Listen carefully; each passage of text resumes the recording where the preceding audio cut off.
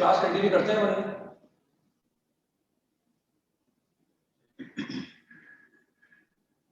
आवाज शायद क्लियर है मेरी ना। आजकल तो बच्चे ऑलरेडी बोल देते हैं ना, उनको पता है सर ये बात तो बोलेंगे सही ना। गुड मॉर्निंग करेंगे एक तो, और एक पूछेंगे आवाज सही है नहीं है। तो बच्चे क्या है इसकी नकल करते हैं ना आजकल, सर अभी सब बोलेंगे ना।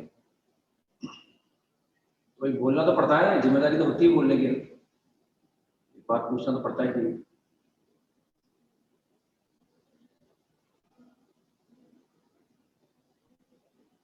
तो लास्ट टर्म पर मैंने शायद आपको कोई होमवर्क नहीं दिया था, है ना। क्लास नोट्स में से कोई सवाल नहीं दिया था, तो आगे कंटिन्यू करेंगे यार।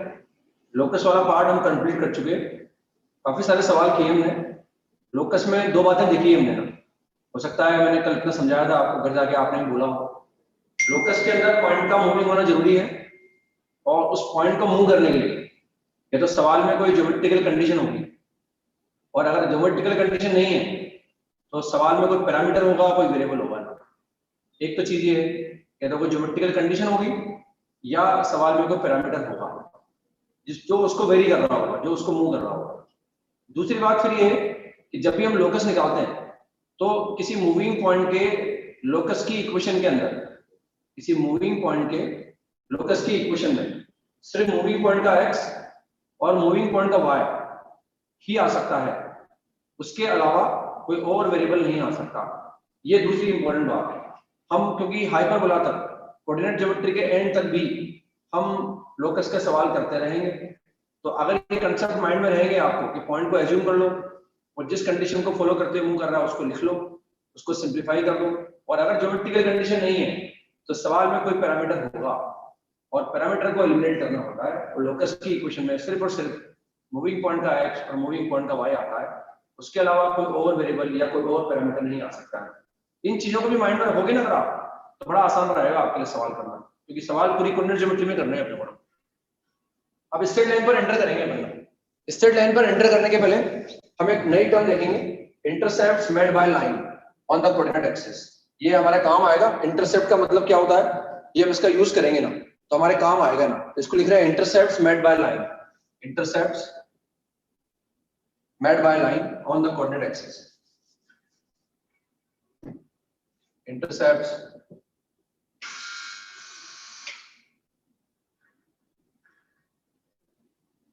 intercepts made by a line, made by a line on the coordinate axis, on the coordinate axis. क्या मतलब होता है किसी लाइन के इंटरसेप्ट का मतलब क्या है अपन देखेंगे ना। लाइन के दो इंटरसेप्ट डिफाइन कर रखे होते हैं हमने, एक तो एक्स इंटरसेप्ट होता है और एक वाई इंटरसेप्ट होता है। दो इंटरसेप्ट डिफाइन कर रहे होते हैं लाइन के, तो इनका मतलब क्या होता है देखते हैं। फर्स्ट हम देखेंगे x intercept, x intercept, x intercept. अब इसका मतलब ये क्या होता है देखते हैं। It is algebraic distance, it is algebraic distance, it is algebraic distance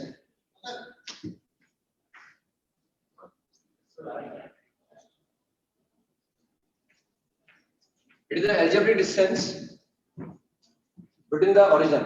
It is the algebraic का मतलब अपन पॉजिटिव नेगेटिव नहीं बोल रहे हैं, पॉजिटिव भी हो सकता है नेगेटिव भी हो सकता है।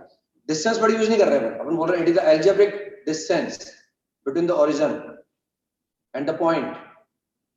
It is the algebraic distance between the origin and the point where the line intersect the x-axis. किसी भी चीज की अगर डेफिनेशन भी हमें याद है ना, तो अपन बच सकते हैं ना, बच के निकल सकते हैं ना, उस सवाल को कर सकते हैं ना। जो हम पढ़ रहे हैं, जिसका सवाल कर रहे हैं, उसकी डेफिनेशन अगर माइंड में क्लियर है तो फिर कंफ्यूजन नहीं होता अपने को, बच सकते हैं अपन उससे। तो it is the algebraic distance between the origin and the point where the line intersect the x axis. Algebraic word use कर रहे हैं, मतलब ये पॉजिटिव हो सकता है, ये नेगेटिव हो सकता है और ये जीरो हो सकता है। अपन डिस्टेंस नहीं बोल रहे, अलजेब्रिक डिस्टेंस बोल रहे हैं। सेकंड ऐसे वाई इंटरसेप्ट लिख लेंगे ना। वाई इंटरसेप्ट का मतलब क्या होगा, लिख लो वाई इंटरसेप्ट, और इसको अपने आप लिख लो आप, इसको अपने आप लिख लो आप। It is the algebraic distance between the origin and the point where the line intersect the y axis. It is the algebraic distance between the origin and the point where the line intersect the y-axis, where the line intersect the y-axis. तो ये y intercept का मतलब होता है। अब जिसको geometrically देख लेते हैं, डायग्राम बना के देख लेते हैं। तो ये भी अलजेब्रिक है, ये भी अलजेब्रिक है, मतलब ये पॉजिटिव हो सकता है, नेगेटिव हो सकता है, जीरो हो सकता है, पॉजिटिव हो सकता है, नेगेटिव हो सकता है, जीरो हो सकता है। अब लाइन का डायग्राम बनाता हूँ इसमें। मैंने एक लाइन ये बना लिया, एक लाइन मैंने ये बना ली। मैंने मान लिया ये पॉइंट ए और ये पॉइंट बी है और ये ओरिजिन है। एक लाइन का डायग्राम मैंने ऐसे बना लिया, एक लाइन का डायग्राम मैंने ऐसे बना लिया। मान लिया भाई ये ए और ये बी है। अब ये तो ओरिजिन है, इसे हम जानते हैं, ये भी ओरिजिन है। मैंने मान लिया डिस्टेंस, डिस्टेंस तो हमेशा नॉन नेगेटिव होती है ना। हमने मान लिया डिस्टेंस 2 यूनिट है और मान लिया डिस्टेंस 3 यूनिट है। ऐसे एज्यूम कर लिया रफली कि डिस्टेंस 2 यूनिट है, डिस्टेंस 3 यूनिट है। मैंने मान लिया ये डिस्टेंस 1 यूनिट है, ये मान लिया डिस्टेंस 1 यूनिट है और ये डिस्टेंस 2 यूनिट है। अब ये अलजेब्रिक का मतलब क्या होता है? जब अपन किसी पॉइंट का कोऑर्डिनेट निकालते हैं तो कोऑर्डिनेट के बारे में भी क्या बोलते हैं कि x coordinate is algebraic distance from the y axis. अब वहां डिस्टेंस बोलते हैं, लेकिन वहां अलजेब्रिक किसे डिसाइड करते हैं कि कब x कोऑर्डिनेट पॉजिटिव होगा या नेगेटिव होगा? वह इस बात पर डिपेंड करता है कि अगर पॉइंट y एक्सिस के राइट में है तो उसका x कोऑर्डिनेट पॉजिटिव होगा और पॉइंट अगर y एक्सिस के लेफ्ट में है तो उसका x नेगेटिव होगा ना। अब यहाँ अलजेब्रिक कैसे डिसाइड करेंगे, पॉजिटिव नेगेटिव कैसे डिसाइड करेंगे?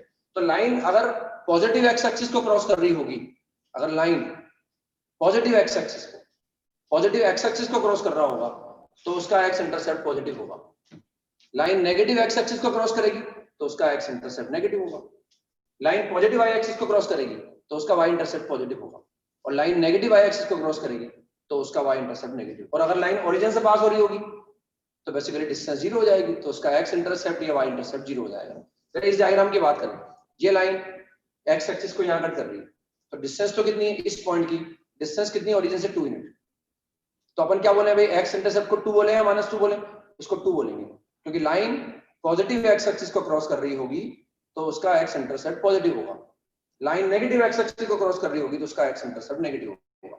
ऐसे पॉजिटिव y एक्सिस को क्रॉस करेगी y intercept positive, negative y axis को क्रॉस करेगी उसका y इंटरसेप्ट नेगेटिव होगा। सर इस लाइन का देखें अपन, इसका जो x इंटरसेप्ट हमारे पास है, इसका जो x इंटरसेप्ट हमारे पास होगा कितना लिखेंगे? 2 लिखेंगे। तो ये पॉइंट है ओरिजिन, ये पॉइंट है जहां लाइन x एक्सिस को क्रॉस कर रही है और डिस्टेंस कितनी आ गई? 2। अब अलजेब्रिक कैसे डिसाइड करें? पॉजिटिव x एक्सिस को क्रॉस कर रहा है तो 2 हो जाएगा। लेकिन अगर मैं इस लाइन की बात करूंगा तो इसका जो x इंटरसेप्ट आएगा, इस लाइन का जो x इंटरसेप्ट आएगा वो आएगा -1, क्योंकि डिस्टेंस तो 1 है और वो नेगेटिव x एक्सिस को क्रॉस कर रहा है, इसलिए इस लाइन का x इंटरसेप्ट नेगेटिव आएगा। क्या देखें y इंटरसेप्ट की बात करें तो लाइन पॉजिटिव y एक्सिस को क्रॉस कर रही है और वो डिस्टेंस कितनी है? 3 यूनिट। तो भाई डिस्टेंस तो 3 हो गई और अलजेब्रिक में पॉजिटिव क्यों ले रहे हैं? क्योंकि लाइन पॉजिटिव y एक्सिस को क्रॉस कर रही है 3 यूनिट। यहाँ पे लाइन पॉजिटिव y एक्सिस को क्रॉस कर रही है, इसका जो y इंटरसेप्ट आएगा वो हमारे पास आ जाएगा और y इंटरसेप्ट इक्वल टू 2। इसका कमाल है। मेरी बात समझ में आ गई होगी शायद आपको ना। x इंटरसेप्ट पॉजिटिव आ सकता है, नेगेटिव आ सकता है, जीरो भी आ सकता है। अगर मैं इस तरह की लाइन की बात करूंगा, अगर मैं इस तरह की लाइन की बात करूं, मैंने मान लिया डिस्टेंस 2 यूनिट है और मैंने मान लिया डिस्टेंस 1 यूनिट है, इस डिस्टेंस को 1 यूनिट मान लिया। ये ओरिजिन है हमारे पास, इस पॉइंट को मैंने a मान लिया, इस पॉइंट को b मान लिया। अब इसका जो ये नेगेटिव एक्सिस को क्रॉस कर रहा है और नेगेटिव y एक्सिस को क्रॉस कर रहा है तो इसका x इंटरसेप्ट भी नेगेटिव आएगा। इस लाइन का जो x इंटरसेप्ट आएगा वो नेगेटिव आएगा और जो y इंटरसेप्ट आएगा वो भी नेगेटिव आएगा। What is x intercept? -2। What is y intercept? -2। और अगर लाइन ओरिजिन से पास होगी, लाइन अगर ओरिजिन से पास होगी तो उसका x इंटरसेप्ट भी 0 होगा, तो यही ओरिजिन है और लाइन x एक्सिस को यहीं कट कर रही है। अब ना पॉजिटिव आ रहा है ना नेगेटिव x एक्सिस है, तो x इंटरसेप्ट भी 0 और y इंटरसेप्ट भी 0 हो जाएगा। यहाँ लाइन का x इंटरसेप्ट 0 हो जाएगा और y इंटरसेप्ट भी क्या हो जाएगा? 0 हो जाएगा। y intercept is also equal to 0। तो ये इंटरसेप्ट का मतलब होता है x इंटरसेप्ट लेंथ नहीं है, वो पॉजिटिव हो सकता है, नेगेटिव हो सकता है, जीरो भी हो सकता है। ये पॉजिटिव हो सकता है, नेगेटिव हो सकता है, जीरो हो सकता है। क्लियर हो गया मेरे हिसाब से? x इंटरसेप्ट और y इंटरसेप्ट का मतलब समझ में आ गया आपको? ऐसे इनको निकाल सकते हैं अपन। अब आते हैं अपन नेक्स्ट लाइन पढ़ेंगे अपन। लाइन में देखो मैंने आपको पहले लिखा चुका है ना, जो लिखा चुका है उसको मैं बोल रहा हूँ, मैं दोबारा लिखाऊंगा नहीं ना, मैं बहुत लिखा चुका हूँ कि आपको ऐसा है नहीं कि मैंने लिखाया नहीं है ना। हम क्या x एक्सिस का इक्वेशन जानते हैं? क्या हम x एक्सिस का इक्वेशन जानते हैं? x एक्सिस का इक्वेशन y बराबर 0। x एक्सिस का इक्वेशन होता है y बराबर। क्या y एक्सिस का इक्वेशन जानते हैं? क्योंकि हम स्ट्रेट लाइन के इक्वेशंस पर आ रहे हैं, स्ट्रेट लाइन का इक्वेशंस निकालना और लिखना सीखेंगे, उनके सवाल करेंगे। तो x एक्सिस एक लाइन है, उसका इक्वेशन हम जानते हैं y बराबर 0 है। y एक्सिस एक लाइन है, इसका इक्वेशन हम जानते हैं x बराबर 0 होता है। अगर कोई लाइन x एक्सिस के पैरेलल है, x एक्सिस के पैरेलल, तो उसका इक्वेशन क्या होगा? y = c। मैंने सवाल भी कराया आपको। अगर कोई लाइन y एक्सिस के पैरेलल है, उसका इक्वेशन क्या होता है? x = constant. उसका होता है x = कांस्टेंट। मैंने सब ईमानदारी से लिखाया है आपको। सवाल भी कराया उस वक्त आपको ना, लाइन यहाँ से पास हो रही है, वाई एक्सिस के पैरेलल है उसको निकालो, लाइन यहाँ से पास हो रही है, एक्स एक्सिस के परपेंडिकुलर है उसको निकालो, ये सब सवाल कर चुके हैं। अब आते हैं देखो equation of straight lines in various forms, equation of straight lines in various forms, equation of straight line in various forms. Straight line का इक्वेशन निकालेंगे वेरियस फॉर्म्स के अंदर, equation of straight lines in various form. हम x axis का equation जानते हैं वो भी लाइन है, वाई एक्सिस का इक्वेशन जानते हैं वो भी लाइन है, हम कोई लाइन एक्स एक्सिस के पैरेलल हो उसका भी इक्वेशन जानते हैं, वाई एक्सिस के कोई पैरेलल हो उसका भी इक्वेशन जानते हैं, वर्टिकल हॉरिजॉन्टल इन सबके इक्वेशन जानते हैं। अब पढ़ रहे हैं equation lines in various forms, यानी न तो हम एक्स एक्सिस की बात करेंगे, न हम वाई एक्सिस की बात करेंगे, न उस लाइन की बात करेंगे जो वाई एक्सिस के पैरेलल है, न उसकी बात करेंगे जो एक्स एक्सिस के पैरेलल, क्योंकि इनका इक्वेशन तो लिखना जानते हैं अपन। अब अगर लाइन इंक्लाइंड है, कोई एंगल बना रही है, तो उनका इक्वेशन कैसे निकालेंगे? तो इसमें मैं 3 फॉर्म एक साथ लिखाऊंगा आपको और समझाऊंगा, उसके बाद फिर सवाल करेंगे, क्योंकि अगर मैं एक फॉर्म लिखाऊंगा ना तो सवाल जल्दी समझ में आ जाएगा, मालूम पड़ेगा भाई इसलिए सवाल हो रहा है। तो फर्स्ट लिखे स्लोप इंटरसेप्ट फॉर्म, ये फिजिक्स वगैरह में पढ़ रखी है आपने, slope intercept form, slope intercept, slope intercept form मतलब अगर लाइन का स्लोप पता हो और लाइन का इंटरसेप्ट पता हो, वाई इंटरसेप्ट, तो उसका इक्वेशन निकाल सकते हैं। तो लिखें आप y is equal to mx plus c, y is equal to mx plus c is the slope intercept form of the line, is the slope intercept form of a line, is the slope intercept form of the line, इसको बोल रहे हैं अपन slope intercept form. Obvious सी बात है, आप समझते हैं ना, मेरे बताने के पहले ही जानते हैं, what is m is the slope of the line, m line का स्लोप है, m is equal to slope of the line, slope of line, या स्लोप लिख सकते हैं। लाइन की बात कर रहे हैं तो ऑब्वियस सी बात है लाइन का स्लोप होगा ना, और c क्या है तो y intercept, c is y intercept. और इंटरसेप्ट के बारे में जानते हैं अपन, इंटरसेप्ट के बारे में बताया अपना, ये पॉजिटिव हो सकता है, ये नेगेटिव हो सकता है, जीरो भी हो सकता है। अगर लाइन पॉजिटिव y एक्सिस को क्रॉस करेगी तो y इंटरसेप्ट पॉजिटिव आएगा, नेगेटिव y एक्सिस को क्रॉस करेगी तो नेगेटिव आ जाएगा, ठीक है ना। अभी मैंने इंटरसेप्ट लिखा है ना आपको, y एक्स सवाल लिख लो आप, इसके पहले अभी जब इंटरसेप्ट पढ़ा था y से स्टार लगा के एक सवाल लिख लो। If a line intersect the x-axis, एक सवाल लिख लें, इसके पहले वहां लिख लें स्टार लगा के, if a line intersect the x-axis, if a line intersect the x-axis at a distance of 4 units, if a line intersect the x-axis at a distance of 4 units from the origin, at a distance of 4 units from the origin, then find its x-intercept. Then find its x-intercept. If a line intersect the x-axis at a distance of 4 units from the origin, then find its x-intercept. तो अपने वो x-axis को origin से 4 unit की distance पे cut कर रही है ना, यानी जो न्यूमेरिकल वैल्यू आएगी वो तो 4 आएगी, लेकिन अपने को ये पता नहीं है कि वो पॉजिटिव x-axis को क्रॉस कर रहा है या नेगेटिव x-axis को क्रॉस कर रहा है। इसका मतलब उसका x-intercept +4 भी हो सकता है और -4 भी हो सकता है। जो आपसे कहा गया है कि वो लाइन ओरिजिन से x-axis को ओरिजिन से 4 यूनिट की डिस्टेंस पे कट कर रही है, तो मैंने मान लिया ये डिस्टेंस 4 यूनिट है, हो सकता है वो इस तरफ कट कर रही हो सकता है वो इस तरफ कट कर रही हो, ये डिस्टेंस 4 यूनिट होगा। तो लाइन अगर यहाँ कट करेगी, लाइन अगर ऐसा बनेगी तो इसका एक्स इंटरसेप्ट 4 आएगा, हो सकता है लाइन ऐसा बन रही हो, मैं तो बोल रखा है लाइन एक्स एक्सिस को ओरिजिन से 4 यूनिट के डिस्टेंस पे कट कर रही है, ये थोड़ी बोला है कि पॉजिटिव एक्स एक्सिस को क्रॉस कर रहा है या नेगेटिव एक्स एक्सिस को क्रॉस कर रहा है। हो सकता है लाइन ऐसा बने, वो एक्स एक्सिस को ओरिजिन से 4 यूनिट की डिस्टेंस पर यहाँ कट करती है, तो इसका जो एक्स इंटरसेप्ट है वो -4 आएगा। हो सकता है लाइन ऐसा बन रही है, इसका एक्स इंटरसेप्ट -4 आ जाएगा, इसका भी -4, इसका भी -4, इसका +4, इसका भी +4, ठीक है ना। तो आंसर क्या आएगा, +-4 आ जाएगा। और अगर वो बोलेंगे कि the line is intersecting positive x axis at a distance of 5 unit from the origin, तो उसका एक्स इंटरसेप्ट +5 हो जाएगा। समझ में आ गया मेरी बात? आपको मैं नहीं लिख पाता तो भी आप समझ जाते हैं, लेकिन ठीक है अपन ने लिख लिया। तो अपन आगे स्लोप इंटरसेप्ट फॉर्म पर आ गए। वाई इंटरसेप्ट का मतलब समझते हैं, स्लोप का मतलब भी समझते हैं। स्लोप निकालने के 2 तरीके होते हैं। किसी लाइन का स्लोप निकालने की आवश्यकता महसूस हो तो अपने आप से कहेंगे लाइन के स्लोप निकालने के 2 तरीके बताए सर ने। एक तो ये कि लाइन का इंक्लिनेशन पता हो तो स्लोप क्या होगा, टेन अल्फा। और अगर इंक्लिनेशन नहीं हो तो फिर लाइन पर 2 पॉइंट चाहिए, 2 पॉइंट अगर होंगे तो हम 2 पॉइंट फॉर्म का यूज करके उसका लाइन का स्लोप लाइन का स्लोप निकालना सीखा है। अब हम देखते हैं भाई एम के बारे में मालूम पड़ गया, सी के बारे में मालूम पड़ गया, लिखा दिया हमने आपको। ये एक्स वाई क्या है भाई, ये एक्स वाई क्या है भाई, ये एक इक्वेशन है ना। हम लाइन हम देखते हैं कि अगर मैं चेक करना हो कि कोई पॉइंट लाइन पर लाई कर रहा है नहीं कर रहा, किसी चेक करते हैं उस गिवन पॉइंट का एक्स कोऑर्डिनेट लाइन में एक्स की जगह रख दो, और उस गिवन पॉइंट का y कोऑर्डिनेट लाइन की इक्वेशन में y की जगह रख दो, और अगर इक्वलिटी होल्ड कर रही हो तो हम बोलते हैं लाइन पर पॉइंट लाई कर रहा है। अब एक लाइन पर कितने पॉइंट हो सकते हैं? एक लाइन पर इनफाइनाइट नंबर ऑफ पॉइंट हो सकते हैं। तो हम देख रहे हैं भाई इनफाइनाइट पॉइंट हमारे पास है, तो भाई ये लाइन की इक्वेशन है, इसमें m कांस्टेंट है, इसमें c कांस्टेंट है, x और y वेरिएबल है, और ये xy क्या कर रहा है? इस लाइन पर लाई करने वाले किसी वेरिएबल पॉइंट का, ये x है, और ये वेरिएबल पॉइंट का क्या है? y है।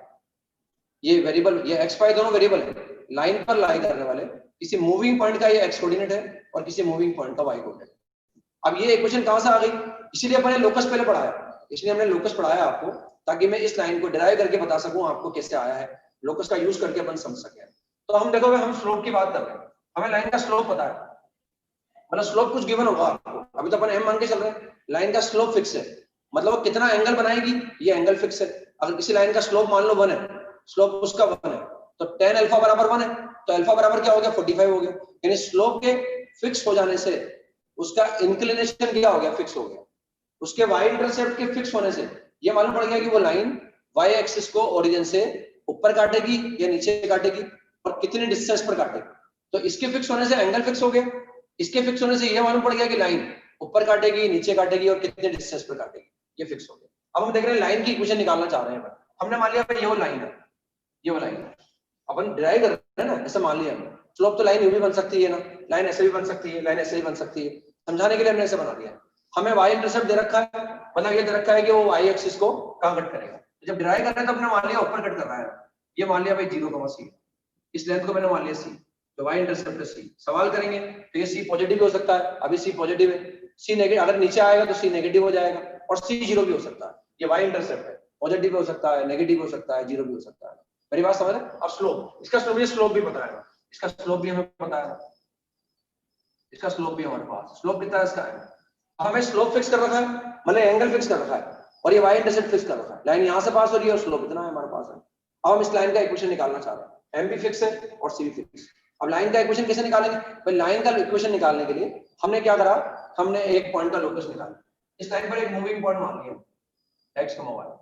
अब जनरली अपन मूविंग पॉइंट को क्या मानते हैं? x, क्या मानते हैं? हमने डायरेक्ट x, y मान लिया, हम h की जगह x रखते हैं और k की जगह y रखते हैं, डायरेक्ट हमने मूविंग पॉइंट को x, y मान लिया। अब हम चाहते हैं जो मूविंग पॉइंट है इसका लोकस ये लाइन आ जाए, यानी हम चाहते हैं मूविंग पॉइंट लाइन पर ही मूव करें, ये पॉइंट कभी यहाँ नहीं आया, ये पॉइंट कभी यहाँ नहीं आया, ये पॉइंट कभी कहाँ नहीं आया, ये पॉइंट यहाँ नहीं आया। तो हमने क्या करा, इस पॉइंट को हमने एज्यूम कर लिया, ये पॉइंट A है हमारे पास, ये तो फिक्स पॉइंट है, तो ये डिस्टेंस फिक्स है हमारे पास, y इंटरसेप्ट फिक्स है, इसलिए ये पॉइंट फिक्स हो गया, लाइन पर मूविंग पॉइंट मान लिया। अब इस पॉइंट पर हम इस तरह की कंडीशन लगाना चाहते हैं कि ये मजबूर हो जाए कि ये इसी लाइन पर मूव करे, इसी लाइन पर मूव करे, मजबूर करते हैं इसको पर, ताकि इसका लोकस क्या आ जाए, लाइन आ जाएगा। तो हमने क्या करा भाई, इसको मजबूर करने के लिए कि ये इसी लाइन पर मूव करे, हमने क्या करा, इसका स्लोप निकाला, MAP निकालना। ये तो फिक्स पॉइंट है, ये मूविंग पॉइंट है, ये अभी कहीं भी जा सकता है, लेकिन इस पॉइंट पर कंडीशन लगा रहे हैं कि भाई P को अगर मैं ऐसे मिलाऊंगा तो जो AP का स्लोप है उसको M के बराबर कर दो, AP के स्लोप को M के बराबर कर दो, M तो कांस्टेंट है हमारे पास में।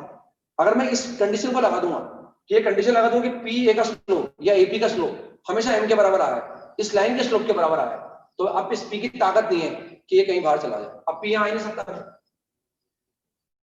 क्योंकि अगर P यहाँ आ जाएगा तो AP का स्लोप इस लाइन के स्लोप के बराबर नहीं आएगा, इस लाइन का स्लोप दे रखा है, मैं M के बराबर है।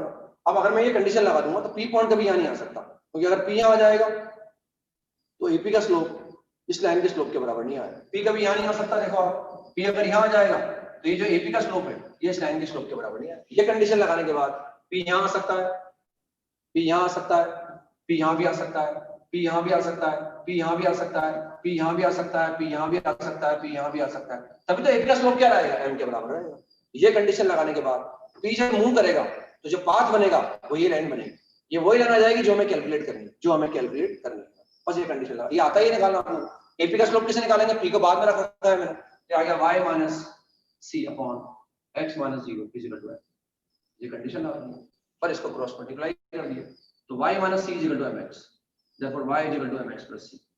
अब बिल्कुल क्लियर दिख रहा है आपको, ये x क्या है, ये y क्या है। इस लाइन पर जिसका स्लोप m है और जिसका y इंटरसेप्ट c है, उस लाइन पर लाई करने वाले किसी मूविंग पॉइंट का ये x कोऑर्डिनेट है और किसी मूविंग पॉइंट का ये y कोऑर्डिनेट है। क्लियर हो गया बच्चों, समझ में आ गया आपको, ये डिराइव कर दिया अपन ने। अब तो फॉर्मूला याद रखना है अपने को, डिराइव इसीलिए लोकस पहले पढ़ाया गया है आपको, ताकि हम डिराइव करके बता सकें, आपका इंटरेस्ट क्रिएट करा सकें इसमें। तो ये लाइन की इक्वेशन हमारे पास आ गई। अब हमें जब भी लाइन निकालनी होगी ना, आपसे कहा जाए स्ट्रेट लाइन की इक्वेशन निकालो, हमने पहला फॉर्म पढ़ाया भी है। हम इस फॉर्म का यूज कब करेंगे? जब हमसे कहा जाएगा भाई लाइन का स्लोप दे रखा है और लाइन का वाई इंटरसेप्ट दे रखा है, तो हम लाइन का इक्वेशन निकालने के लिए इस फॉर्म का यूज करेंगे। यहाँ हर बात क्लियर होनी जरूरी है। एम स्लोप है, सी वाई इंटरसेप्ट है, ये मैंने एक्सप्लेन किया है, ये मैंने एक्सप्लेन किया है। मैंने ये भी बताया कि लाइन की इक्वेशन में जो एक्स है और जो वाई है, उस लाइन पर लाई करने वाले किसी मूविंग पॉइंट का ये एक्स कोऑर्डिनेट है और ये किसी मूविंग पॉइंट का वाई कोऑर्डिनेट। अब इसका यूज कब करेंगे? जब लाइन निकालने के लिए लाइन का स्लोप दे रखा होगा और वाई इंटरसेप्ट दे रखा होगा, तो स्लोप की जगह स्लोप रख दूंगा, वाई इंटरसेप्ट की जगह वाई इंटरसेप्ट रख दूंगा। मैंने ये भी बता रखा है, हम जानते भी आप पहले से जानते थे इस बात को, डिराइव करके मैंने आपको बताया। कभी लाइन अगर इस तरह से भी लिखी आ जाएगी, कभी लाइन अगर इस तरह से भी लिखी आ जाएगी, तो क्या इसका स्लोप निकाल सकते हैं? यस, मैंने स्लोप निकाल के बताया था, आपको याद आ रहा होगा। इस लाइन को ऐसे लिख दो, स्लोप निकल जाएगा फटाफट। कैसे भाई? वाई का टर्म अलग करेंगे, बाकी को अलग करेंगे। इसका स्लोप निकालना भी जानते हैं, 3y = 2x + 1। इसको मैंने ऐसे लिख दिया। अब इस लाइन को y = mx + c की फॉर्म में लिख दो। इसे लिखें y आपको याद आ रहा होगा, मैंने पहले भी निकाल के बताया था लोकस के अंदर आपको। इसको ऐसे लिख दिया, इसको ऐसे लिख दिया आपने 2/3, ये आ गया m x प्लस और c कैसे लिख दिया। अब ये इस लाइन का स्लोप हो गया और ये इसका y इंटरसेप्ट हो गया। कभी लाइन का स्लोप निकालना हो, उसका y इंटरसेप्ट निकालना हो, तो फटाफट इसको y = mx + c की फॉर्म में लिख दो और फटाफट निकाल सकते हैं। जरूरत पड़ेगी तो निकाल लेंगे। तो ये एक फॉर्म तो ये हो गया। कब यूज करेंगे इसका? जब लाइन का स्लोप दे रखा होगा और लाइन का y इंटरसेप्ट दे रखा होगा। सेकंड फॉर्म पर आते हैं, पॉइंट स्लोप फॉर्म। 3 फॉर्म लिखेंगे, उसके बाद सवाल करेंगे ताकि अपन सवाल करते वक्त दिमाग लगा सकें किस फॉर्म का यूज करना है। अभी तो हमें अगर m दिया हो और y इंटरसेप्ट दिया हो तो रेडीमेड में तैयार कर लिया भाई y = mx + c। कैसे आया बता दिया आपको। सेकंड फॉर्म पर आते हैं, point slope form. Point slope form,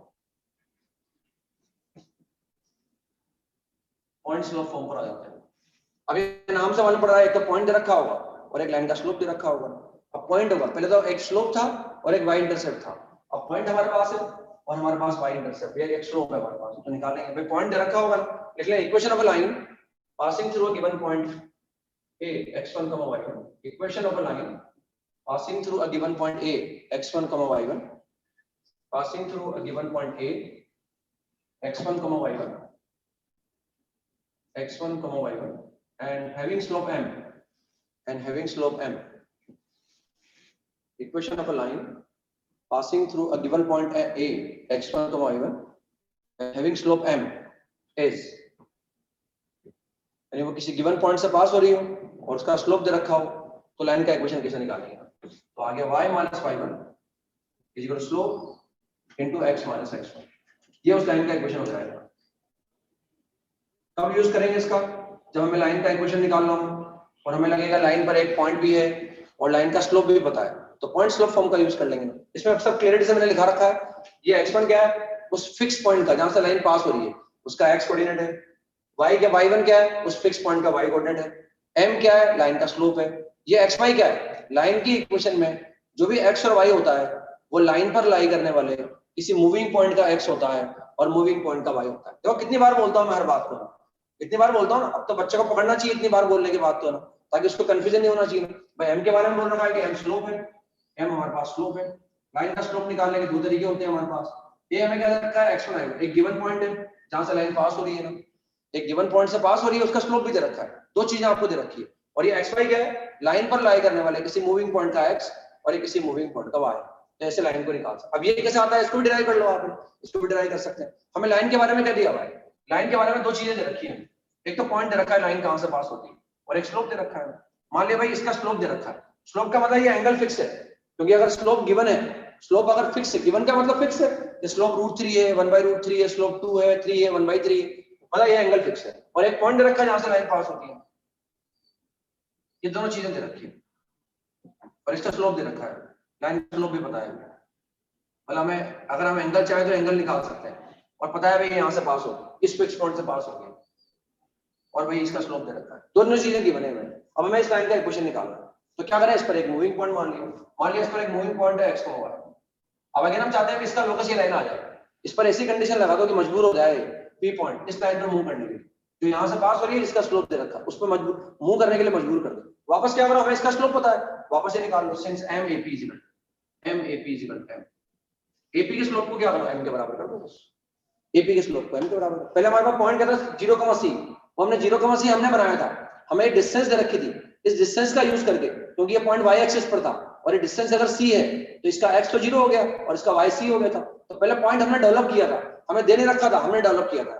अब हमें पॉइंट दे रखा है तो डेवलप करने की जरूरत ही नहीं है। अगर हम चाहते हैं कि p पॉइंट इस लाइन पर मूव करे तो a और p को मिलाने वाली लाइन का स्लोप m के बराबर कर दो, और अगर m के बराबर कर देंगे तो p पॉइंट कभी यहाँ नहीं आएगा, क्योंकि अगर p यहाँ आ जाएगा तो इस लाइन का स्लोप m के बराबर नहीं आएगा, m तो स्लोप इसके बराबर है कोई पता चला। तो अब यहाँ इसका स्लोप निकाल लो, तो y minus y1 upon x minus x1 और इक्वल टू m, बस क्रॉस मल्टीप्लाई करते ही आ जाएगा। देखो आप y minus y1 equal to m into x minus x1। m क्या है, स्लोप है, x1 y1 क्या है, गिवन पॉइंट के x और y है। लाइन की इक्वेशन में x और y क्या होता है, लाइन पर लाई करने वाले इसी मूविंग पॉइंट का x और मूविंग पॉइंट का y होता है। दो फॉर्म जनरेट कर लिए, इसका यूज कब करेंगे, जब पॉइंट होगा और स्लोप होगा तब इसका यूज करेंगे अपन। थर्ड फॉर्म पर आते हैं, 2 पॉइंट फॉर्म। अब दोनों पॉइंट रखे हो हमारे पास, लाइन पर 2 पॉइंट हो, न लाइन का स्लोप हमारे पास हो, न लाइन पर कोई पॉइंट हमारे पास हो, न लाइन का y इंटरसेप्ट हमारे पास हो, लाइन पर 2 पॉइंट रखे हमने, तो लाइन का इक्वेशन निकाल सकते हैं। थर्ड फॉर्म पर आ गए 2 पॉइंट फॉर्म। थर्ड फॉर्म हमारे पास है 2 पॉइंट फॉर्म, 2 पॉइंट फॉर्म। अब 2 पॉइंट फॉर्म से मालूम पड़ रहा है लाइन पर 2 पॉइंट रखे हो तो लाइन के बाद अभी हमने क्या सीखा है, अभी हमने ये सीखा है, देखो आप y बराबर mx प्लस c, हम लाइन का इक्वेशन इससे निकाल सकते हैं, हम लाइन का इक्वेशन इससे भी निकाल सकते हैं, y minus y1 is equal to m into x minus x1। हमें स्ट्रेट लाइन की इक्वेशन निकालनी होगी तो सवाल को बिल्कुल ध्यान से पढ़ेंगे और सवाल पढ़कर पता लगाएंगे क्या लाइन की इक्वेशन निकालने के लिए क्या हम सवाल में से पढ़कर m और c निकाल सकते हैं क्या, आंसर आए यस, तो लाइन निकालने के लिए इस फॉर्म का यूज कर लें। सवाल पढ़कर लगेगा भाई लाइन निकालने के लिए हम लाइन पर एक पॉइंट निकाल सकते हैं और लाइन का स्लोप निकाल सकते हैं, तो लाइन की इक्वेशन निकालने के लिए इस फॉर्म का यूज करेंगे। लगे भाई न तो m हमारे पास c है, न c हमारे पास है, न लगे ना पॉइंट हमारे पास है, ना स्लोप हमारे पास है, तो फिर लाइन की इक्वेशन निकालने के लिए अपन 2 पॉइंट फॉर्म का यूज करेंगे। 2 पॉइंट फॉर्म लाइन पर 2 पॉइंट रखे हो तो लाइन की इक्वेशन निकाल सकते हैं। देखिए equation of a line passing through 2 given points, equation of a line passing through 2 given points a x1 y1 and b x2 y1, equation of a line passing through 2 given points a x1 y1 and b x2 y2 is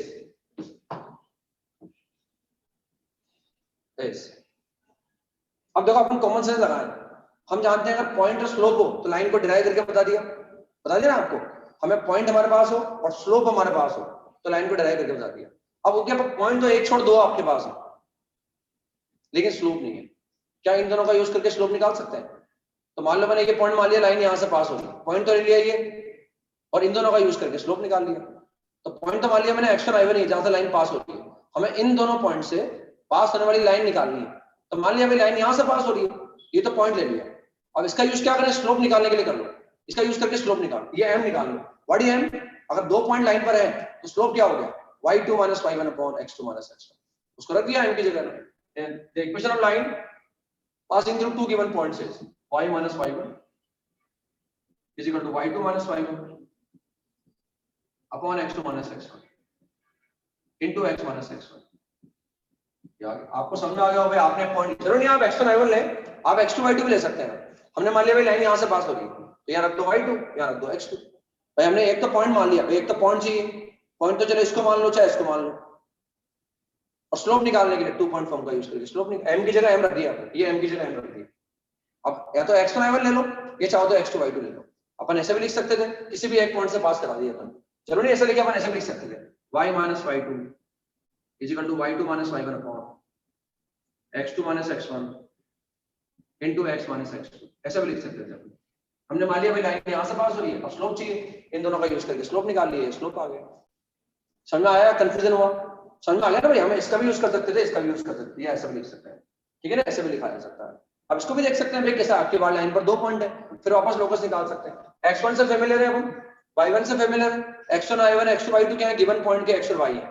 line की equation में जो भी x होता है, जो y होता है, वो लाइन पर लाई करने वाले मूविंग पॉइंट का x कोऑर्डिनेट और मूविंग पॉइंट का y कोऑर्डिनेट होता है। तो यहाँ जो x और y है ये मूविंग पॉइंट का x है, लाइन पर बहुत सारे मूविंग पॉइंट होंगे, बहुत सारे पॉइंट होंगे लाइन पर, एक अलग अलग पॉइंट आएंगे, अलग अलग पॉइंट का अलग अलग x होगा, अलग अलग y होगा, और लाइन पर जो पॉइंट लाई कर रहा है वो सेटिस्फाई करेगा, ऐसे निकाल लिया। अब कैसे निकाल सकते हैं इसको देख लो, चाहो तो आप इसको भी निकाल सकते हैं। बड़े हमें x y एक मूविंग पॉइंट अज्यूम करना पड़ेगा। आपकी बार लाइन पर 2 पॉइंट हमारे पास है, मान लिया भाई पॉइंट ए हमारे पास ये x1, y2 और बी पॉइंट हमारे पास x2, y2 और हमें लाइन का इक्वेशन निकालना है। लाइन पर 2 पॉइंट है, हम जानते हैं 2 पॉइंट से पास होने वाली दुनिया में केवल एक ही लाइन हो सकती है और इस यूनिक लाइन का इक्वेशन निकाल रहे हैं। हमसे कहा जाए इन दोनों पॉइंट से कितनी लाइन पास होंगी, एक ही लाइन पास होंगी और इसी लाइन का इक्वेशन निकाल रहे हैं।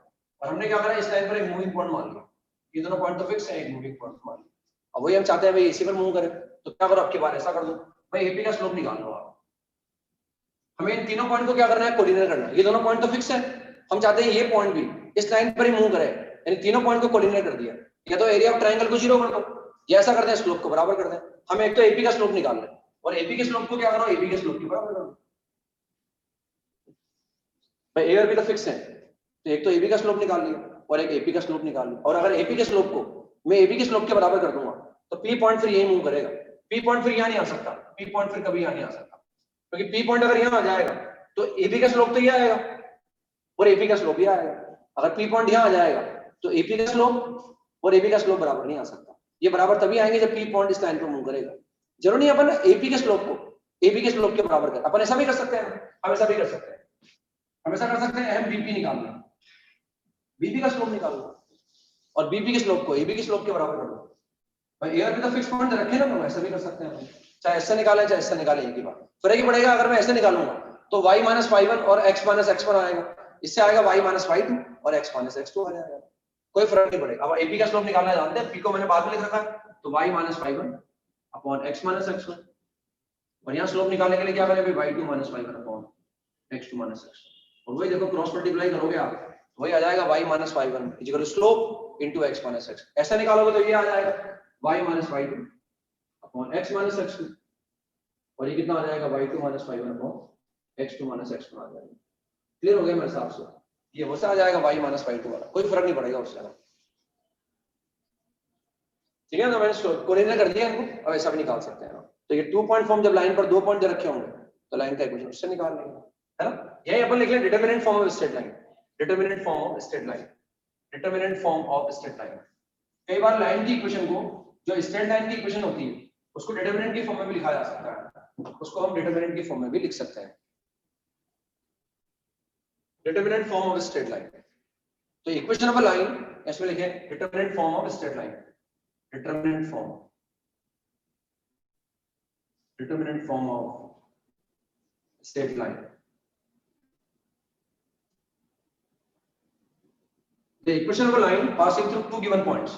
The equation of a straight line passing through two given points a x1 comma y1, a x1 comma y1, and b x2 comma y2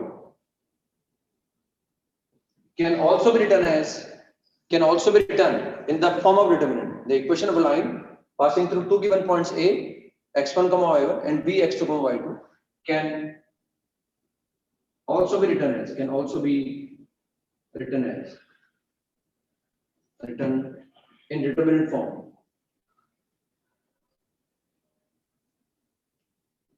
In determinant form as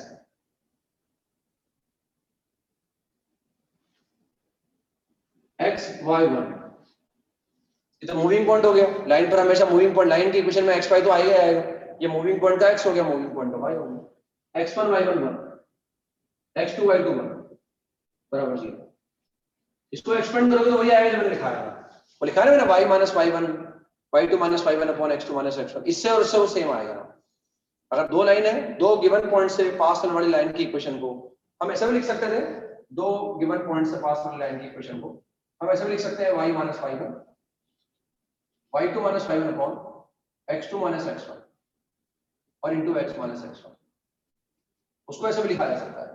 और उसको determinant form ऐसे लिखें चाहे ऐसे लिखें, ऐसा नहीं कि ये अलग आएगा, लिखने का तरीका अलग है, बस डिटरमिनेंट की फॉर्म में लिखा हुआ है, डिटरमिनेंट फॉर्म लिखा। अब आपको समझ में आएगा कैसे आया ना भाई, हमने भाई दो पॉइंट दे रखे हैं, इनसे पास होने लाइन निकालनी, लाइन निकालने के लिए हमने क्या करा, मूविंग पॉइंट मान लिया, हम चाहते हैं मूविंग पॉइंट इस लाइन पर मूव करे, तो इन तीनों पॉइंट को क्या करो, कोऑर्डिनेट कर लो। और अगर ये पॉइंट इस लाइन पर ही मूव करेगा तो इन तीनों पॉइंट से बनने वाले ट्रायंगल का एरिया क्या आ जाएगा, 0 आ जाएगा। तो ये एरिया 0 कर दिया, उस डेल्टा को 0 कर दिया, हाफ आता ना 0 कर दिया और एरिया 0 करने से क्लियर हो गया। तो ये लाइन क्यों डिटरमिनेंट फॉर्म में, अब ऐसा एक्सपेंड करके निकालूं या मैं ऐसे निकालूं, एक ही बात है।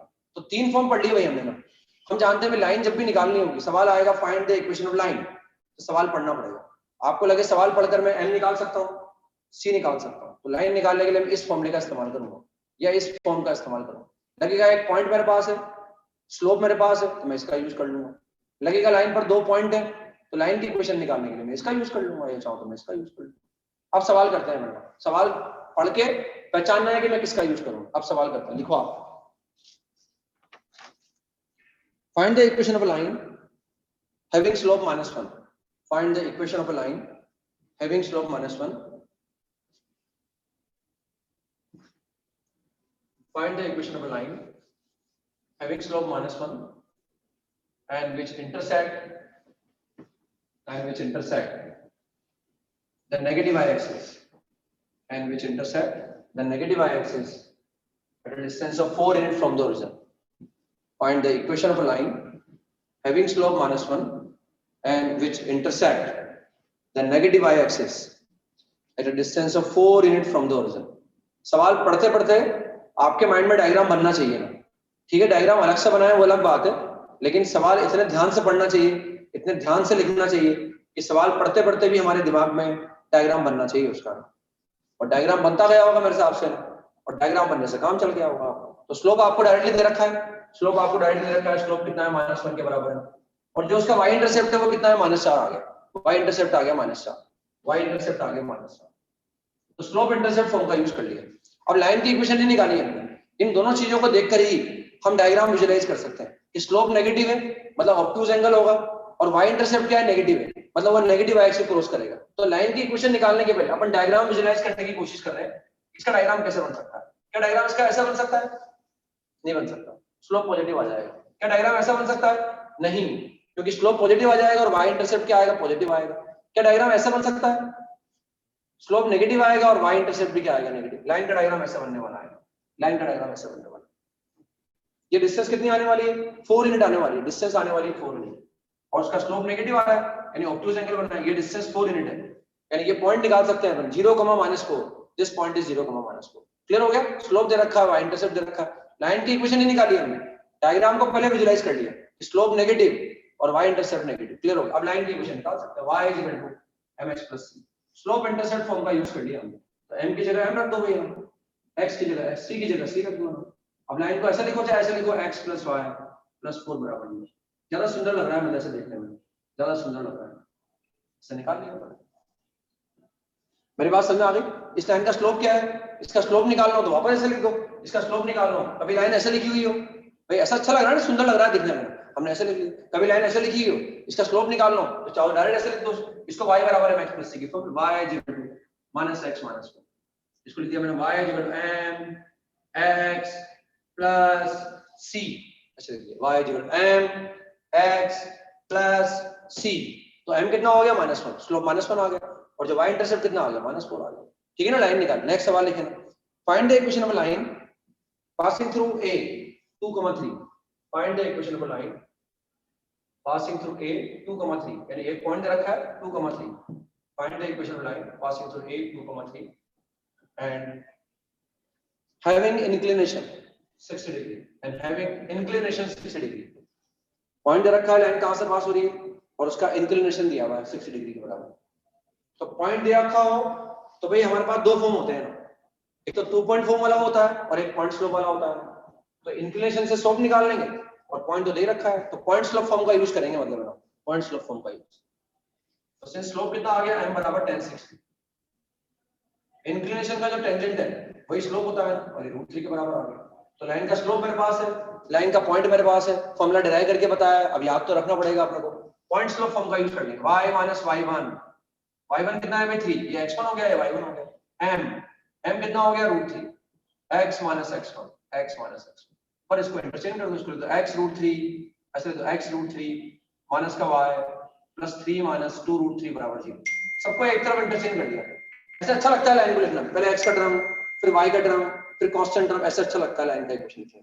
स्लोप वगैरह निकालना तो लाइन को ऐसे भी लिख सकते हैं अपन चाहे, कभी स्लोप निकालने की जरूरत पड़े, बार-बार बता रहा हूं ना मैं करके, आपको समझ में आ रहा होगा आपको बात है, उससे निकाल सकते हैं। ये लाइन की इक्वेशन निकाल। नेक्स्ट देखिए, find the equation of perpendicular bisector.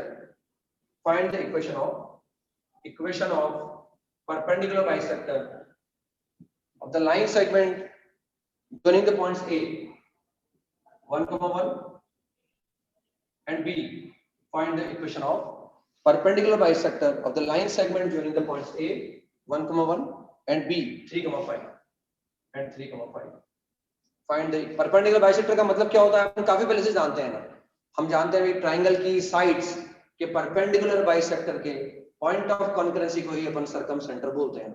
जो चीजें अपन ने सुन चुकी है हमारे कान में गूंजनी चाहिए, इको साउंड आनी चाहिए हमारे कान में, भाई हमने सुन रखा है, हमने देख रखा है, हमें बता रखा है। अब भूल जाए तो नोट्स पलट के देखें उनको, आप बार बार देखें, बार बार सोचें, बार बार प्रयास करें, तभी जाके काम चलेगा। प्रैक्टिस करने से अपन अभ्यास करके ही महान बन सकते हैं। कोई चीज आना जरूरी है, आने के बाद वो याद तभी रहेगी, वो काम तभी आएगी जब वो हमारे टेस्ट में रहेगी। उसका प्रैक्टिस करते रहेंगे तभी काम चलेगा।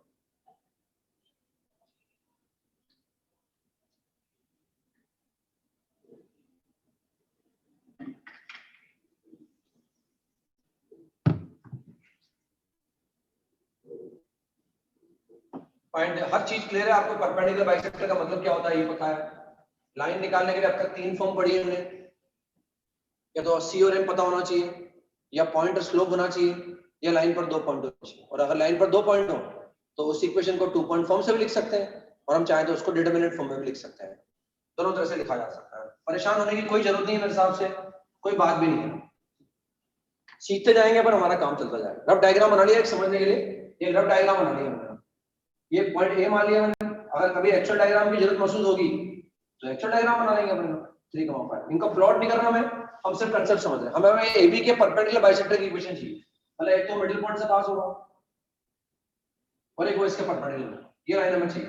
अब देखो जब कोऑर्डिनेट ज्योमेट्री का रिवीजन करते हैं ना अपन, तो रिवीजन करना बड़ा आसान होता है। पहली बार में बहुत मेहनत कर लो और बाद में रिवीजन करना आसान है। रिवीजन का जो डायग्राम से काम चल जाएगा। अब कभी सवाल दोबारा करेंगे परपेंडिकुलर बाइसेक्टर निकालना, तो अपने आप बोल देंगे, बोलने से काम चल जाएगा। मैं मुझे ये लाइन निकालनी, मेरे पास ये पॉइंट है मिडिल पॉइंट से, क्या मैं इस पॉइंट को निकाल सकता हूँ? यस। तो लाइन पर एक पॉइंट आ गया। अब अगर लाइन पर एक पॉइंट आ गया तो या तो इस लाइन पर मैं एक पॉइंट और निकालूं ताकि मैं 2 पॉइंट फॉर्म का यूज कर सकूं, और अगर दूसरा पॉइंट नहीं निकाल सकता तो मुझे इसका स्लोप निकालना पड़ेगा। क्या मैं इसका स्लोप निकाल सकता हूँ? यस, क्योंकि हम जानते हैं कि ये लाइन और ये लाइन आपस में परपेंडिकुलर है। क्या इसका स्लोप निकाल सकते हैं? यस। इसका स्लोप अगर m1 है, इसका स्लोप m2 है, तो इनका प्रोडक्ट क्या होगा? -1 के बराबर। इसका स्लोप जो भी होगा, इसका स्लोप जो भी आएगा, हम उसका नेगेटिव रेसिप्रोकल कर देंगे, उससे इसका स्लोप आ जाएगा। और इतना बोलने से काम चल जाएगा। भाई पॉइंट आ गया, स्लोप आ जाएगा, मैं पॉइंट स्लोप फॉर्म लगा दूंगा। तो पहले एबी का ये मिड पॉइंट निकाल लेते हैं। मिड पॉइंट कितना आ गया? m2,3 आ गया। पॉइंट तो आ गया भाई लाइन पर, ये रिक्वायर्ड लाइन है, इसका डायग्राम बना लिया। इस लाइन को निकालने के लिए कहा गया, यही परपेंडिकुलर बाइसेक्टर है, this is the required line, ये हमें करनी। अब एक पॉइंट आ गया, अब स्लोप निकालने की कोशिश करो। तो पहले एबी का स्लोप निकाल लो। हमने लिख दिया भाई एम एबी का मतलब क्या है? लाइन जो नहीं, एबी का स्लोप निकाल रहे हैं। बी को बाद में लिखा है मैंने y2 - 5, तो y2 - 5 x2 - x1। ऊपर कितना आ गया 4, नीचे आ गया 2, तो स्लोप कितना आ गया 2 आ गया। और इसका स्लोप अगर 2 है तो इसका स्लोप इसका स्लोप का प्रोडक्ट कितना आएगा? -1। इसका स्लोप 2 है तो रेसिप्रोकल करने पर 1/2 आया, नेगेटिव रेसिप्रोकल कितना हो गया? -7 हो गया। इसका स्लोप कितना आ गया? इसका स्लोप आ गया। सब कुछ डायग्राम में लिख दो, ऐसे स्लोप आ गया -7। इसका कोई जरूरत नहीं है भाई m1 m2 लिखे, इसको m1 माने उसको m2 माने, m1 m2 बराबर -1 करके निकालने कोई जरूरत नहीं। समझ आता है? नेगेटिव रेसिप्रोकल कर दो आप। और अब इस लाइन का स्लोप आ गया, इसका पॉइंट आ गया। अब तो सवाल करने की इच्छा भी नहीं हो रही अपने को, आंसर आ जाएगा। तो equation of required line, equation of perpendicular bisector of AB is y - y1 is equal to slope into x - x1।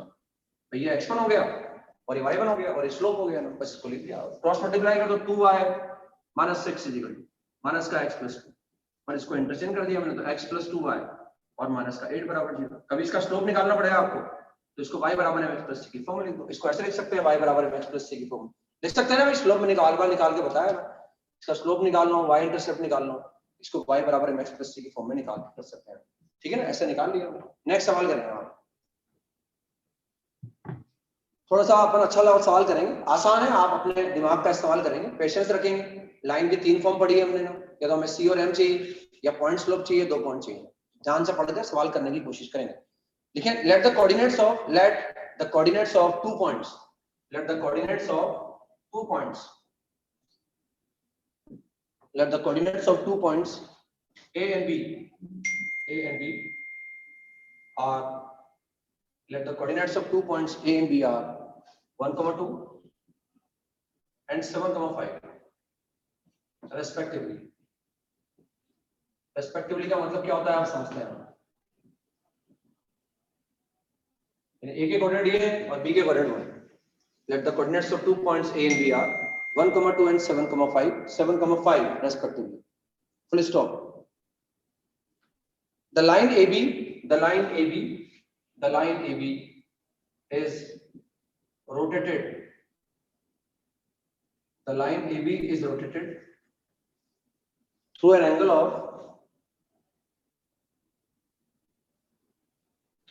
of 45 degree in anti-clockwise direction. In anti-clockwise direction. The line AB का मतलब A और B को मिलाने वाली line को. The line AB is rotated through an angle of 45 degree in anti-clockwise direction.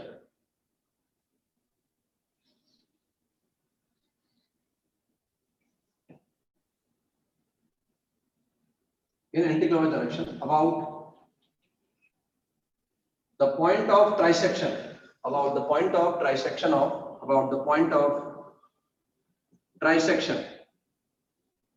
Trisection वाला समझते हैं आप? Point of trisection of AB. अब हम जानते हैं AB को ट्राइसेक्ट करने वाले दो पॉइंट होंगे. हमारे माइंड में आया भाई किस पॉइंट के अबाउट? भाई ट्राइसेक्ट करने वाले दो पॉइंट होते हैं. About the point of trisection of AB, which is nearer to B.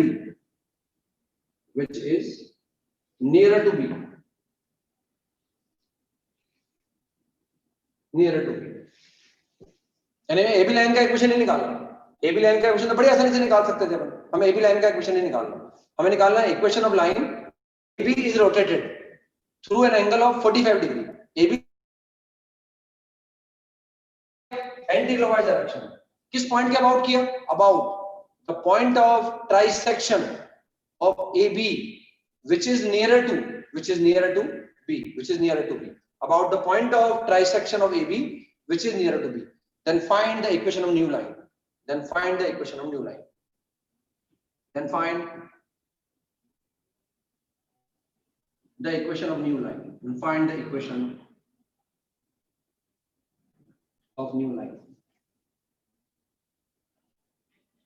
AB का इक्वेशन नहीं निकालना. AB को रोटेट कर दिया हमने.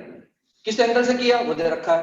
किस डायरेक्शन से किया ये दे रखा है. किस पॉइंट के अबाउट रोटेट किया वो दे रखा है. तो AB को ट्राइसेक्ट करने वाले पॉइंट भी निकाल रखे हैं हमने क्लास में. दो पॉइंट आते हैं ट्राइसेक्शन में. बड़ा आसान सवाल है. आप अपने आप पे विश्वास रखें. हम जानते हैं लाइन का इक्वेशन निकालने के लिए हमारे पास लिमिटेशन है. हमें C और M चाहिए या पॉइंट और स्लोप चाहिए या दो पॉइंट चाहिए, तब लाइन की इक्वेशन निकाल सकते हैं. डायग्राम बनाए, इसको ड्रॉ कर लें, इसका डायग्राम बना लेना. स्लोप वगैरह की बात कर रहे हैं, एक्चुअल डायग्राम की जरूरत पड़ेगी. इस पॉइंट को ड्रॉ कर लें, एक्चुअल डायग्राम बना लें. इसका एक्चुअल डायग्राम बना लें. दोनों को मिला दें, उससे AB आ जाएगी. फिर सवाल पढ़ते जाएं और सवाल करते जाएं. पेशेंस रखना पड़ेगा. जिंदगी में पेशेंस बहुत जरूरी है ना. जल्दबाजी कभी नहीं करें. अपने अच्छे तरीकों से आगे बढ़ते रहो. आप धैर्य रखते हुए, भगवान सहायता करेगा आपकी इसी बात में. चीजों को समझते हुए आगे बढ़ेंगे तो बार बार दिक्कत नहीं आएगी अपने को. जल्दबाजी में आगे बढ़ेंगे तो गिरने का डर रहता है.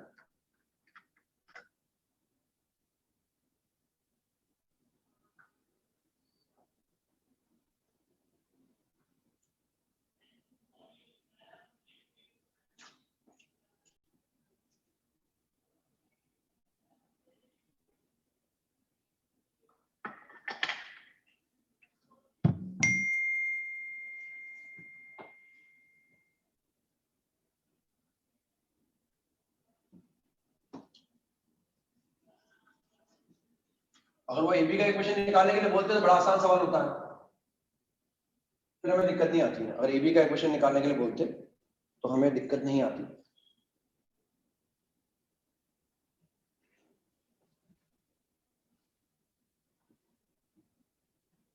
सवाल में ऐसा लिख लो, also find the equation of AB.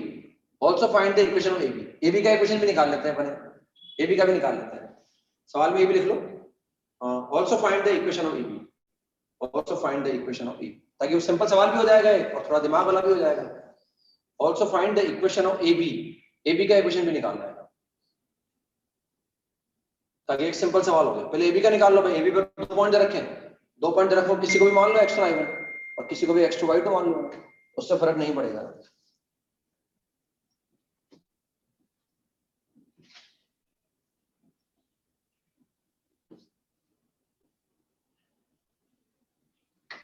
तो पहले ए बी का निकाल लेते हैं अपन,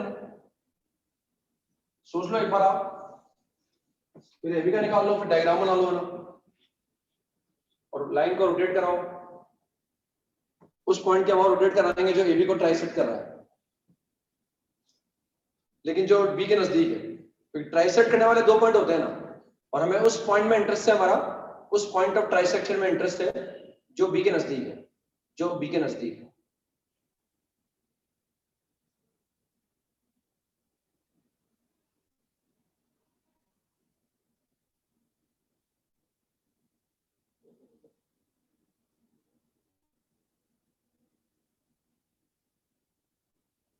तो सबसे पहले एबी का इक्वेशन निकालते हैं, पहले एबी का इक्वेशन निकालते हैं। अब एबी लाइन है तो उस पर दो पॉइंट रखें, दो पॉइंट अगर किसी लाइन पर हो तो उसका इक्वेशन निकाल सकते हैं। इसको मैं x1 आयन मान लूंगा और इसको x2 y2 मान लेता हूं, या इसको x1 आयन मान लो, इसको x2 y2 मान लो, कोई फर्क नहीं पड़ेगा। मैं मान लेता हूं ये x1 y1 है और ये x2 y2 मान लिया, तो y माइनस y1। ये ऐसा कर सकते हैं, पहले स्लोप निकाल लो आप चाहो तो, है ना, पहले अपन फॉर्मूला लगा देते हैं y माइनस y1, इसको मान रहे हैं अपन x1 y1, ये मान रहे हैं लाइन यहां से पास हो रही है, और भाई इसका स्लोप निकालने के लिए y माइनस y1, अभी हो गया y2 minus y1 upon x2 minus x1 into x minus x1। एक तो मैं ऐसे निकाल लूंगा, सिंपलीफाई कर लेता हूं उसको ना, और सिंपलीफाई करके निकाल लेता हूं y माइनस y2, ये कितना आएगा, ऊपर तो आ जाएगा 3 और नीचे आएगा 6, तो 1/2 हो जाएगा, और साथ में कितना आ गया x माइनस 1 आ गया। यहां से अगर मैं क्रॉस मल्टीप्लाई करके निकालता हूं, what is get 2y minus 4 is equal to x minus 1। इसको इंटरचेंज कर देता हूं, पहले x का टर्म लिखूंगा, फिर मैंने y का टर्म लिख लिया, फिर मैंने कांस्टेंट टर्म लिख लिया। कभी मुझे जरूरत पड़ेगी इसका स्लोप निकालने की तो मुझे परेशानी नहीं आएगी, मुझे दो लाइन का पॉइंट ऑफ इंटरसेक्शन भी निकालना आता है, कभी दो लाइन का पॉइंट ऑफ इंटरसेक्शन निकालना हो तो वो सोल्व कर लूंगा। लाइन का स्लोप निकालना आता हो, ऐसे लाइन लिखी हुई हो तो स्लोप निकाल सकता हूं, इसको मैं y बराबर mx प्लस c की फॉर्म में लिख के स्लोप भी निकाल सकता हूं। बार बार बोल रहा हूं ना भाई, तभी काम आएंगी आपकी चीजें, है ना। हमने इसको हम ऐसे भी निकाल सकते हैं भाई, मान लो ये x1 y1 है, एक बार सवाल कर लिया हर तरह से, कंफ्यूजन नहीं रहता आगे अपने को, इसलिए अपन टाइम दे रहे हैं। मान लिया ये x1 y1 है और ये x2 y2 ऐसा मान लिया, अब की बार ऐसा निकाल, उससे फर्क नहीं पड़ेगा, y माइनस y1। अब इसको बोल रहे हैं x1 y1, यहां से पॉइंट का पास करा रहे हैं, ये x1 y1 हो गया, ये हो गया x2 y2, तो y2 माइनस का y1 x2 माइनस x, ये ऐसा आ गया। इसको बोल रहे हैं अब की बार x1 y1, इसको बोल रहे हैं x2 y2, तो ये y minus y1 y2 minus y1 y2 minus y1 upon x2 minus x1 into x minus x1, ये ब्रैकेट लगाया और x माइनस x1 सही है, लेकिन इससे भी वो आता है, ये आ गया y माइनस y। स्लोप में कोई परिवर्तन आया नहीं, हम जानते हैं। पहले स्लोप क्या आया था 1/2, अभी भी क्या आएगा 1/2 आएगा, ऊपर आया -3 नीचे आया -6, ऊपर -3 नीचे -6, स्लोप 1/2 आ गया। और कितना आ गया x माइनस 7, क्रॉस मल्टीप्लाई करते हैं, 2y minus 10 is equal to x minus 7। पहले x का टर्म लिखते हैं, फिर y का टर्म लिखते हैं, और फिर कांस्टेंट टर्म को लिखते हैं। उधर इंटरचेंज कर लिया हमने x की तरफ इंटरचेंज कर लिया, x पॉजिटिव था, x माइनस का 2y प्लस 3 बराबर, पहले भी आया था अभी भी आया, कोई फर्क नहीं पड़ता, मतलब किसी को भी x1 y1 लो, किसी को भी x2 y2 लो, जिसको x1 y1 लो उस पर निशान लगा लो, भाई ये बोल रहा हूं x1 y1, तो भाई ये x2 y2 हो गया। इसको मानूंगा तो इस पर निशान लगा दिया, ये x1 y1 है भाई, इसको मानूंगा मैं x2 y2, ठीक है ना। ऐसे निकाल, हम ऐसे भी निकाल सकते हैं, डिटरमिनेंट से भी निकाल सकते हैं। आपको लगे भाई इसमें टाइम लग रहा है तो आप डिटरमिनेंट का यूज करके भी निकाल सकते हैं। कैसे निकालते हैं, ये तो x1 y1 हो गया, ये हो गया x2 y2, तो equation of line joining a and b x y1, ये तो वेरिएबल पॉइंट हो गया भाई, वेरिएबल पॉइंट लाइन पर लाई करने वाले वेरिएबल पॉइंट के कोऑर्डिनेट हो गए। अब फिक्स पॉइंट लिख दिया, x1 y1 1 x2 y2 1, किसी भी पॉइंट को ऊपर लिखो, चाहे इसको नीचे लिख दो, चाहे इसको, ऐसा अच्छा लग रहा है लिखने में, पहले x है फिर कांस्टेंट आ गया, फिर कांस्टेंट आ गया, वरना चाहो तो इस पॉइंट को ऊपर लिख दो, उसको नीचे लिख दो, कोई फर्क नहीं पड़ेगा, बराबर जीरो कर रखा है, उसको कैलकुलेट कर लो। इसको एक्सपेंड करना आता ही है, हम देख रहे हैं पहले आएगा x, फर्स्ट रो क्या लोगे एक्सपेंड कर दिया, पहले x को लिख दो, फिर y को लिख दो, फिर 1 को लिख दो। अब देख रहे हैं भाई x, ये 1 1 है 1 1, तो ये इसके साथ इवन आ गया पॉजिटिव, तो यहाँ ऑड आएगा ना, नेगेटिव आ जाएगा, या फिर प्लस आ जाएगा, मतलब ये इस रो को गायब कर देंगे और इस कॉलम को गायब कर देंगे, इस रो को गायब कर दिया, इस कॉलम को गायब कर दिया, क्या बचा 2 5 1 1, माइनस साइन लगा भाई, अब इस रो को गायब कर दो, इस कॉलम को गायब कर दो, क्या बचा 1 7 1 1, अब इस वाले रो को गायब कर दिया, इस कॉलम को गायब कर दिया, बचा 1 7 और 2 5, इससे निकाल लो बराबर, इससे भी निकाल सकते हैं। तो यहाँ से कितना आ गया, यहाँ से x तो x की जगह है, ये आएगा 2 माइनस 5, ये 2 माइनस 5 आ गया, फिर माइनस 5 की जगह माइनस 5 है, आ जाएगा 1 माइनस 7, ये आ जाएगा 1 माइनस 7, 1 माइनस 7 आ जाएगा, फिर 1 की जगह 1 लिखा हुआ है, 1 की जगह 1 लिखा हुआ है, इसको क्रॉप कर देता हूँ, 1 की जगह 1 लिखा हुआ है और 1 की जगह 1 लिखने के बाद कितना आ गया 5 माइनस 14 आ गया बराबर 0 आ गया। ये कितना आ गया -3x, ये आ गया +6y और आ गया -9 बराबर -3 से डिवाइड कर दो x -2y और +3 बराबर क्या वापस वही आ गया क्या आंसर? यस वापस वही आ गया। कैसे भी करो फर्क नहीं पड़ता वही था। टाइम तो लग गया अपना लेकिन संतुष्टि रही हमारे दिल के अंदर। अब जिंदगी भर की संतुष्टि है, अपने जिंदगी भर की संतुष्टि होगी भाई, कैसे भी निकालूंगा आंसर आएगा। कोई रटने की बात नहीं, कोई कंफ्यूजन की बात नहीं, कोई डर खत्म हो गया सारा हमारा। क्योंकि अब एक बार टाइम दे देना अपन अपने संतुष्टि हो गई भाई, सबसे आ जाता है आंसर। अब उस सवाल पर आते हैं अपने। अभी तो रखा है भाई हमें लाइन AB लाइन की इक्वेशन भी निकालनी थी, निकाल ली हमने। अब हम AB लाइन को रोटेट कर रहे हैं, किस पॉइंट के अबाउट कर रहे हैं वो दिया हुआ है, किस एंगल से कर रहे हैं ये दिया हुआ है, किस डायरेक्शन में कर रहे हैं ये दिया हुआ है। तो हमने पॉइंट को ड्रॉ किया। ए पॉइंट क्या है 1,2 है, तो ए पॉइंट इज 1,2, ए पॉइंट आ गया 1,2, ये पॉइंट हमारे पास 1,2 है। बी पॉइंट क्या है 7,5 है, मान लिया भाई 7 यहाँ आएगा 5 पे यहाँ आ जाएगा, तो बी पॉइंट मान लिया भाई 7,5 हो गया। अब हमने AB का इक्वेशन तो निकाल लिया, A और B को मिला दिया हमने सर, AB का इक्वेशन तो निकाल चुके भैया, वो तो बड़ी बात नहीं थी निकालना, ये निकाल लिया। अब हम क्या कर रहे हैं AB लाइन का इक्वेशन नहीं निकाल रहे, हम AB लाइन को रोटेट कर रहे हैं। किस पॉइंट के अबाउट रोटेट कर रहे हैं? जो AB को ट्राइसेक्ट कर रहा है। ट्राइसेक्ट तो 2 पॉइंट करेंगे, कौन सा? जो B के नजदीक है। तो पहले पॉइंट ऑफ ट्राइसेक्शन ड्रॉ कर लो भाई, इसको 3 इक्वल पार्ट में डिवाइड कर देंगे, ये 3 इक्वल पार्ट में डिवाइड, इस पॉइंट को P मान लिया, इस पॉइंट को Q मान लिया। क्या इन पॉइंट को निकालना मैंने सिखाया है? यस हाँ सिखाया है, आपकी आवाज सुन ली मैंने एकदम, आप सबने कहा हाँ भाई सर सिखाया है आपने, और आपकी आवाज तुरंत सुन ली मैंने। तो हम इस पॉइंट को निकालते, हम इस लाइन को AB लाइन को इस पॉइंट के अबाउट रोटेट नहीं कर रहे, इस पॉइंट के अबाउट रोटेट कर रहे हैं। इस पॉइंट, इस लाइन को रोटेट करेंगे इस पॉइंट के अबाउट ऐसे। भाई अगर मैं इसके अबाउट रोटेट करूंगा तो लाइन यू रोटेट होगी, लाइन यू रोटेट होगी। हम इसके अबाउट रोटेट करेंगे लाइन यू रोटेट होगी। हम इसके अबाउट रोटेट कर, कितने एंगल से कर रहे हैं? 45 डिग्री से। कौन सी डायरेक्शन में कर रहे हैं? 2:1, हम एंटी क्लॉकवाइज डायरेक्शन में कर रहे हैं। तो पहले इस Q पॉइंट के अबाउट रोटेट कर दो, इस Q पॉइंट के अबाउट लाइन को ऐसे रोटेट करते हैं। और ये एंगल कितना है? एंगल बनाते हैं, डायरेक्शन कौन सी है? एंटी क्लॉकवाइज रोटेट करते हैं 45 डिग्री का एंगल। ये एंगल 45 डिग्री का, तो ऑब्वियस सी बात है ये वाला एंगल भी कितना होगा? वर्टिकली अपोजिट एंगल होगा, ये एंगल भी 45 डिग्री का। अब हमें इस लाइन का इक्वेशन निकालना, ये रिक्वायर्ड लाइन होगी हमारे पास। कोऑर्डिनेट ज्योमेट्री में डायग्राम वगैरह इंपॉर्टेंट है, ये रिक्वायर्ड लाइन होगी। सब कुछ लिख दिया भाई, हमें लाइन निकालनी। अब लाइन निकालने भाई क्या इस पॉइंट को निकाल सकते हैं? यस, हमारे पास ये भी है और हमारे पास ये भी। सर आपने सिखाया था बिल्कुल, और हम निकाल सकते हैं सर। अपन ये पॉइंट थोड़ी निकाल रहे हैं, अपन तो ये तो निकाल चुके हैं ना, इसको तो निकाल सकते हैं ना। तो जो पॉइंट आएगा हमारे पास उसको निकाल लेंगे और वो आएगा 5,4। क्यों पॉइंट आ जाएगा 5,4? अलग से निकाल भी सकते हैं, मैं निकालूंगा नहीं, बता दूंगा आपको कैसे आता है। आप लेकिन कोशिश करेंगे कि भाई सर मुझे कोऑपरेट करेंगे, सर आपने बताया है कोई दिक्कत नहीं है, मैं निकाल रहा हूँ, हम निकाल सकते हैं। और हमें B के नजदीक वाला निकालना है क्यों, अरे क्या करेगा 2:1 में डिवाइड करेगा और आप निकालेंगे तो 5,4 आ जाएगा। इतना भी मैंने तैयारी कर दी आपके लिए, आ जाएगा। अब हमें ये लाइन निकालनी है, ये लाइन इस पॉइंट से पास हो रही है, लाइन पर एक पॉइंट मेरे पास है। अब लाइन पर एक पॉइंट हो तो या तो मुझे इसका स्लोप चाहिए या फिर मुझे उस पर एक पॉइंट और चाहिए। अब किसी भी तरह से हम इस लाइन पर दूसरा पॉइंट तो नहीं निकाल सकते। हमें लग रहा है ना लाइन पर एक, ये लाइन हमें निकालनी है, रिक्वायर्ड लाइन भी लिख रखा है, ये पॉइंट भी मुझे पता है। अब या तो मैं दूसरा पॉइंट निकालूं, लाइन पर 2 पॉइंट होंगे तो मैं 2 पॉइंट फॉर्म लगा दूंगा, और अगर 2 पॉइंट नहीं है तो अगर एक पॉइंट हो फिर मुझे लाइन का स्लोप चाहिए। लेकिन फिर दिमाग में आएगा भाई लाइन का स्लोप निकालने के 2 तरीके होते हैं, ये तो लाइन पर 2 पॉइंट हो, 2 पॉइंट तो नहीं है भाई हमारे पास, या फिर उसका इंक्लिनेशन हमारे पास हो, लाइन का इंक्लिनेशन हमारे पास हो। हमें इस लाइन का इंक्लिनेशन देखना है, क्या ये एंगल हमें मिल जाए तो क्या हमारा काम चल सकता है? कि भाई इस एंगल को मान लिया हमने अल्फा है, ये एंगल तो नहीं है भाई हमारे पास, कोई बात नहीं भाई, एंगल नहीं निकाल सकते तो कोई बात नहीं, आप tan अल्फा निकाल लो, m बराबर tan अल्फा। हमें स्लोप से मतलब है लाइन के, हमने तो मान लिया भाई इंक्लिनेशन अल्फा है, हो सकता है हम ये एंगल ही निकाल पाए। अगर ये एंगल निकल जाएगा तो फटाफट tan ले लेंगे, और अगर एंगल नहीं निकलेगा तो कोई बात नहीं, हमें तो tan अल्फा से मतलब है। अब सिंपल ज्योमेट्री देखो, 10वीं क्लास में पढ़ के आते हैं। इस ट्राइंगल को देखो आप, इस ट्राइंगल को देखो, इस ट्राइंगल पे फोकस किया हमने, इस ट्राइंगल पे फोकस दिख रहा होगा आपको, 3 डार्क पॉइंट बना रखे हैं मैंने। ये एंगल 45 है, ये अल्फा है। क्या इस एंगल को मैंने थीटा एज्यूम कर लिया, मैंने मान लिया ये एंगल थीटा है। ये क्या है? ये AB का इंक्लिनेशन है, ये AB का इंक्लिनेशन है, AB का इंक्लिनेशन। तो क्या इस एंगल में इस, अब AB का मुझे AB पर 2 पॉइंट पता है, AB पर 2 पॉइंट, तो मैं AB का स्लोप निकाल सकता हूं, और अगर AB का स्लोप आ जाएगा तो भी उसका एंगल भी आ जाएगा। तो ये एंगल मैं निकाल नहीं सकता, लेकिन मैं चाहूंगा तब निकाल लूंगा। ये एंगल मेरे पास है, मैं निकालना चाहता हूं alpha. What is alpha? Alpha is 45 degree plus theta. Simple सी ज्योमेट्री, अपना दिमाग सवाल में रखेंगे तो सोच पाएंगे अपन मेरे हिसाब से। दिमाग ध्यान सवाल में रखेंगे तो सोच पाएंगे ऐसी बात नहीं, और करके बता रहे हैं लर्निंग स्टेज पर अपन जब पढ़ चुके होंगे, अभ्यास कर चुके होंगे तो दिक्कत नहीं आएगी, अपन सोच पाएंगे इस तरह के तरीके में। अब हमें tan अल्फा निकालना है, हमें चाहिए थीटा, तो कोई बात नहीं, मैं थीटा एंगल तो नहीं निकाल पा रहा, लेकिन थीटा एंगल निकालने की कोशिश करता हूँ। कैसे भाई, इसका स्लोप निकाल लूंगा। इस AB का स्लोप क्या हो गया, tan थीटा हो गया। अगर AB का इंक्लिनेशन थीटा है तो AB का स्लोप क्या हो गया, tan थीटा हो गया। तो since MAB is equal to tan theta, मैंने सही लिखा है शायद।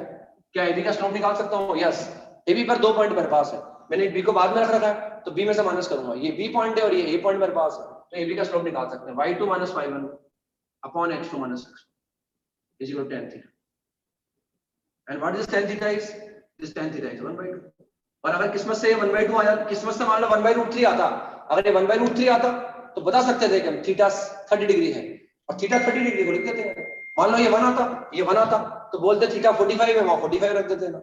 मान लो ये 60 डिग्री आ जाता तो थीटा की जगह 60 रख देते, लेकिन वैल्यू इनकन्वीनियंट आई है, हम एंगल नहीं निकाल पा रहे। कोई बात नहीं, कोई बात नहीं, हमें tan अल्फा से मतलब है ना, हमें tan अल्फा निकालना। Since tan alpha is equal to, since tangent of alpha is equal to tangent of 45 degree plus theta, हमें तो tan अल्फा से मतलब जो रिक्वायर्ड लाइन है उसके इंक्लिनेशन को अल्फा एज्यूम किया है हमने, और हमें tan अल्फा से मतलब है, और यहां से निकाल सकते हैं tan अल्फा। तो tan a plus tan b, tangent of 45 plus tan theta upon 1 minus tan 45 और tan थीटा। थोड़ा सा पेशेंस रखेंगे, थोड़ा टाइम लगाएंगे, थोड़ा दिमाग लगाएंगे मन से, तो मेरे हिसाब से काम चल जाएगा अपना। एज अ टीचर मुझे बार बार ये बात बोलनी पड़ती है, आपको पेशेंस रखें, सुनते रहें, कोशिश करते रहें, हार कभी नहीं माने है ना, और लगातार रिवीजन करते रहें चीजों का। कोई चीज भूले तो उसको याद रखें, भाई ये चीज बार बार भूल जाता हूँ मैं। कोई चीज अगर भूलते भी है तो उसको याद रखें, भाई मैं भूल जाता हूँ, ताकि उसको समय समय पर रिवाइज करने की कोशिश करें। और वैल्यू क्या आ गई, tan alpha is equal to tan alpha बराबर 3 आ गया, tan अल्फा बराबर 3, ये 3/2 आ गया, ये 1/2 आ गया, तो 3 आ जाएगा। और इस रिक्वायर्ड लाइन पर एक पॉइंट भी हमारे पास है और रिक्वायर्ड लाइन का स्लोप भी मुझे मालूम पड़ गया, बस अब तो कोई दिक्कत नहीं, पॉइंट स्लोप फॉर्म लगा देंगे और लाइन की इक्वेशन को कैलकुलेट कर देंगे, पॉइंट स्लोप फॉर्म लगा के लाइन की इक्वेशन को निकाल। therefore the equation of line AB is equal to, therefore equation of AB is equal to, equation of AB is, point हमारे पास है और स्लोप हमारे पास है, दिख रहा है बिल्कुल। डायग्राम अच्छा लग रहा है, डायग्राम अच्छा भी बनाया मैंने, कोशिश की, सुंदर लगा डायग्राम भी, ऐसी बात नहीं है। तो y माइनस y1 जो स्लोप कितना आ गया 3, x माइनस x1, वजह से निकाल लिया। इसको जमा दो, 3x, y को इंटरचेंज कर दो, प्लस का 4 माइनस 15 बराबर 0, therefore 3x minus y minus 11 बराबर 0। This is the equation of the line, ये उस लाइन का इक्वेशन आ गया, नई लाइन का इक्वेशन निकाल लिया, ठीक है ना। इस तरह से इक्वेशन निकाल सकते हैं, ठीक है ना, क्लियर होगा मेरे हिसाब से। नेक्स्ट सवाल लिखिए।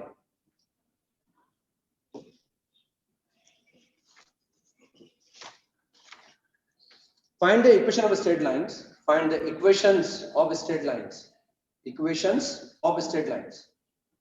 Find the equations of straight lines. यानी obvious सी बात है, मैं एक से अधिक लाइन का इक्वेशन पूछ रहा हूँ आपसे। Find the equations of straight lines. सवाल को पढ़ना बहुत जरूरी है, धीरे धीरे पढ़ें। अभी तो हम यहाँ लिखवाते समझाते भी रहते हैं आपको, लेकिन जब सवाल करेंगे शीटों के तो सवाल को पढ़ें, ध्यान से पढ़ें, मतलब समझें हर चीज का, डायग्राम बनाने की कोशिश करें माइंड में या कॉपी में, फिर सवाल करने की कोशिश करें। Find the equations of straight lines passing through the origin. Passing through the origin. Find the equations of straight lines passing through the origin, and find the equations of straight lines passing through the origin and trisect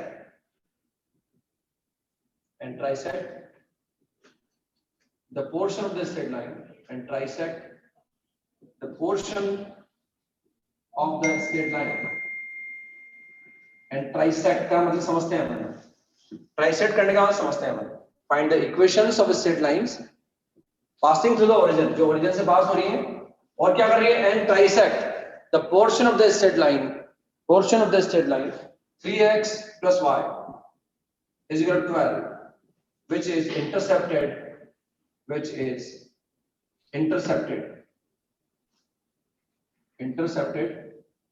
between the coordinate axis, इस word से familiar है पढ़ना, ये जो नया coordinate axis, इससे familiar है। Portion of the line intercepted between the coordinate axis, इससे फेमिलियर है अपन, कल सवाल करा था अपन ने ना। Find the locus of middle point of the portion of the line intercepted between the coordinate axis, इसका मतलब समझाया था मैंने आपको ना। और मैंने कहा था जो भी लैंग्वेजेस, जो कंसेप्ट हमारे सामने आ रहा है, बस कृपा करें आप हमारे ऊपर ना, उनको याद रखें आप, इतनी सी कृपा चाहिए बस आपकी कोऑर्डिनेट एक्सेस, इतनी कृपा तो कर ही सकते हो आप शायद। भाई जो समझा रहे हैं उसको याद रखने के लिए बोल रहे हैं बस आपसे, समझा तो हम रहे ना भाई।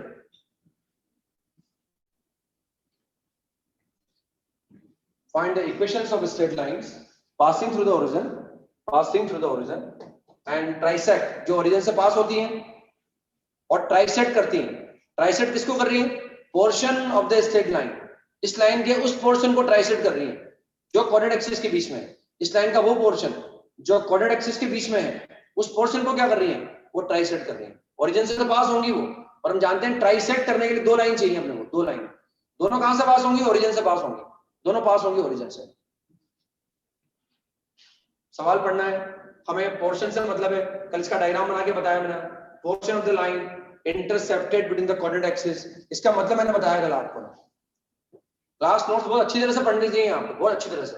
हम पूरी जान लगाते हैं समझाने की, दिखाने की, हर तरह की जान लगाते हैं ना, उन पे बहुत ध्यान देना चाहिए। वो कहीं लिखा हुआ मिल भी नहीं सकता आपको दुनिया में, कहीं भी किसी किताब में सिस्टमेटिकली लिखा हुआ नहीं मिल सकता। आप कोशिश करो किसी किताब में से ज्ञान हासिल कर ले, नहीं मिल सकता वो।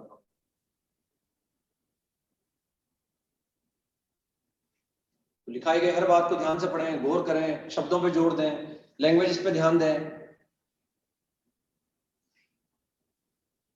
Find the equations of straight lines passing through the origin and trisect the portion of the lines intercepted between the coordinate axis। बड़ा आसान है, आप डायग्राम बनाते ही काम चल जाएगा। उस लाइन का वो डायग्राम बनाओ, वो पोर्शन बनाओ जो कोऑर्डिनेट एक्सिस के बीच में है। फिर बोलो भाई अब लाइन मुझे चाहिए ओरिजिन से पास होंगी, और वो इस पोर्शन को ट्राइसेक्ट कर देंगी, तीन इक्वल पार्ट में डिवाइड कर देंगे। तो लाइन दो पार्ट में डिवाइड करने के लिए एक लाइन चाहिए, लेकिन तीन इक्वल पार्ट में डिवाइड करने के लिए दो लाइन चाहिए। और दोनों लाइन कहां से पास होंगी? ओरिजिन से पास होंगी। हर चीज समझा रहे हैं आपको, लाइन का डायग्राम बनाना बता रहे हैं, है ना, लाइन का स्लोप निकालना बार बार बता रहे हैं। ये बता रहे हैं भाई दो लाइन का पॉइंट ऑफ इंटरसेक्शन निकालना हो तो कैसे निकाल सकते हैं, ये आपको बता रहे हैं ना।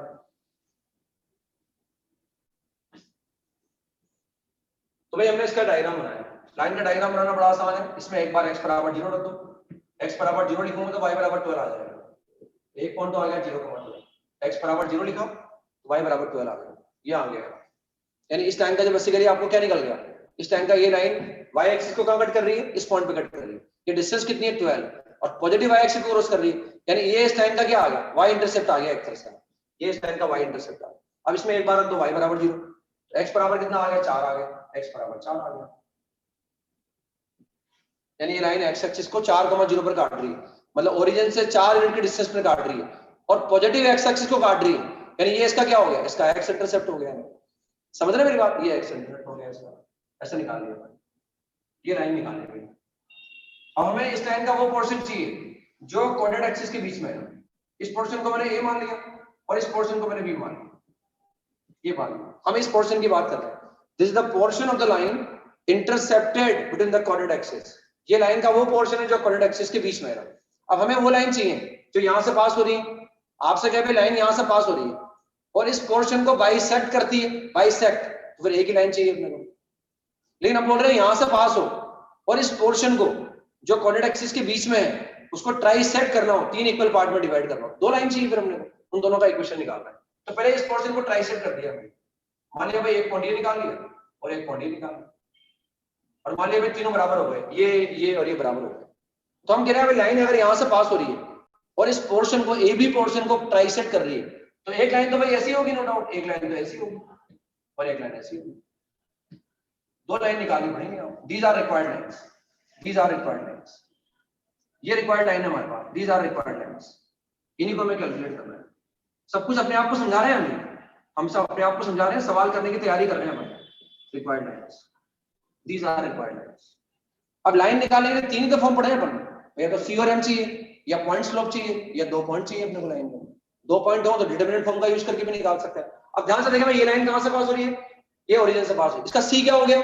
बहुत सारे तरीके से कर सकते हैं, सी 0 हो गया। क्या पी और क्यू निकाल सकते हैं आप? यस, तो पी और क्यू तो निकालना आपकी जिम्मेदारी है ना, ट्राइसेक्शन के पॉइंट हम निकालना जानते हैं, तो पी और क्यू तो निकालना आपकी जिम्मेदारी है। तो ये आएगा 4/3, पी आ जाएगा 4/3, और ये आ जाएगा हमारे पास, ये आ जाएगा 8/3, ये आ जाएगा 8/3। जो क्यू पॉइंट हमारे पास है, इस पॉइंट को अपन क्यू बोल रहे हैं, और क्यू आ जाएगा 8/3। मेरे हिसाब से सही निकाले मैंने ना, ये पॉइंट हम निकाल सकते हैं। एक 4/3, 8 आएगा और एक 8/3, 4 आएगा। इनको निकालना सिखा रखा है मैंने पॉइंट ऑफ ट्राइसेक्शन को, तो ये आपकी जिम्मेदारी भी इनको निकालना। अब देखो अपन ऐसा भी कर सकते हैं, मान लो मुझे ये लाइन निकालनी है, पहले इस पर 2 पॉइंट भी है, एक पॉइंट तो 0 0 और एक पॉइंट ये लाइन पर 2 पॉइंट हो, तो डिटरमिनेंट का यूज करके निकाल लो चाहो तो, या 2 पॉइंट फॉर्म से निकाल लो, उससे भी निकाल सकते हैं। या ऐसा भी कर सकते हैं भैया लाइन कहां से पास हो रही है, ओरिजिन से, तो इसका y इंटरसेप्ट क्या हो गया, 0 हो गया। और अगर y इंटरसेप्ट 0 हो गया तो लाइन किस फॉर्मेट में आ गई, y mx की फॉर्म में आ गई, लाइन y mx।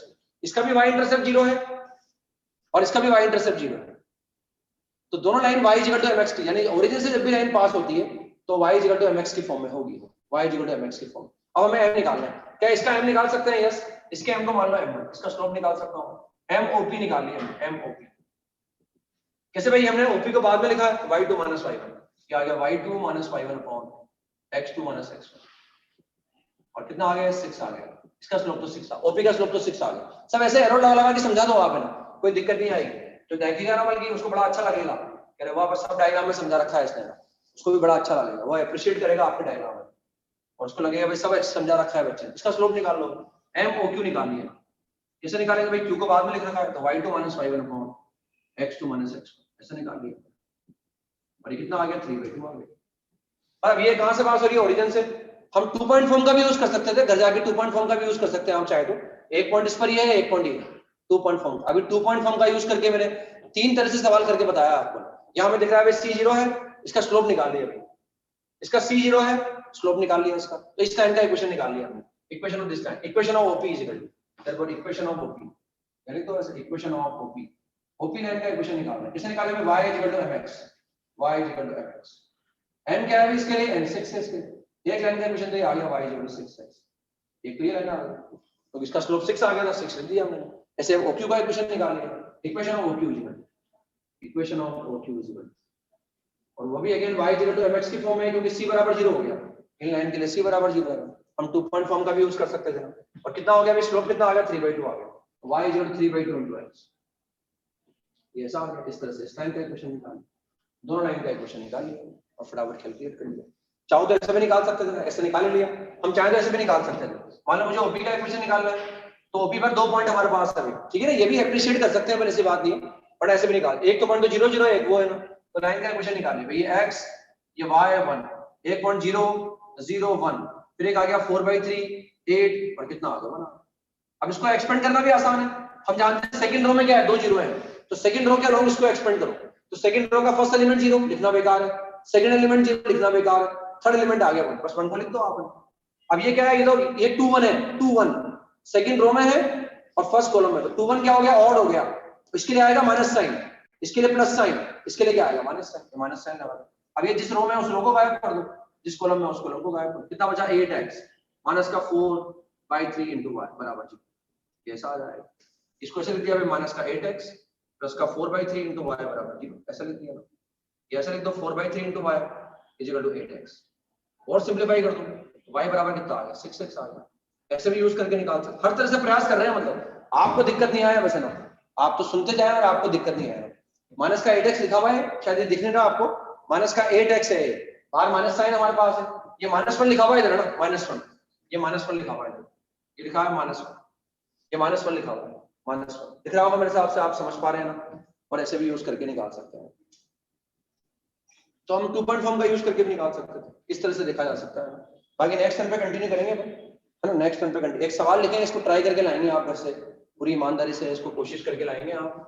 जैसे भी हमें 2 लाइन का पॉइंट ऑफ इंटरसेक्शन में बार-बार बोल रहा हूं, क्योंकि वो आपको सॉल्व करना आता है, अभी 2 लाइन का पॉइंट ऑफ इंटरसेक्शन निकालने की जरूरत पड़े, आपको लाइन का स्लोप भी निकालना बता दिया मैंने, हम उसको y बराबर mx प्लस c की फॉर्म में लिख लेंगे और उसका स्लोप निकाल सकते हैं। बढ़िया, लाइन y बराबर mx प्लस c की फॉर्म में लिखी हुई हो तो स्लोप निकालने में कोई दिक्कत नहीं है, लेकिन अगर नहीं लिखी हुई हो तो उसका स्लोप निकालने की जरूरत पड़े तो उससे y बराबर mx प्लस c की फॉर्म में लिख के स्लोप निकाल सकते हैं। 2 लाइन का पॉइंट ऑफ इंटरसेक्शन भी निकाल सकते हैं। लिखिए एक सवाल, the two adjacent sides of a parallelogram, two adjacent का मतलब समझते हैं, two adjacent sides of a parallelogram are x minus y plus 1 बराबर 0. Two adjacent sides of a parallelogram are x minus y plus 1 बराबर 0 and 4x minus 3y plus 2 बराबर 0।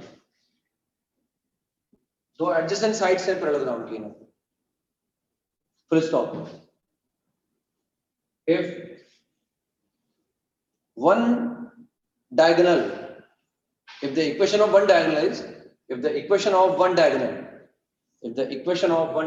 is y = 3/2 into x, मतलब ये कहां से पास हो रही है? ओरिजिन से पास हो रही है ना। ये जो लाइन है, अगर हम इसका एक्चुअल डायग्राम बनाएंगे तो ये ओरिजिन से पास होगी, क्योंकि सी नहीं है इसमें, y = mx की फॉर्म में है। If the equation of one diagonal, दो डायगोनल होते हैं हम जानते हैं, किसी एक डायगोनल का इक्वेशन है, किसका इक्वेशन पता नहीं है, दो एडजेसेंट साइड्स हैं, एडजेसेंट का मतलब हम समझते हैं, उसका एक डायगोनल दे रखा है। If the equation of one diagonal is this, then find the equation of other diagonal, then find the equation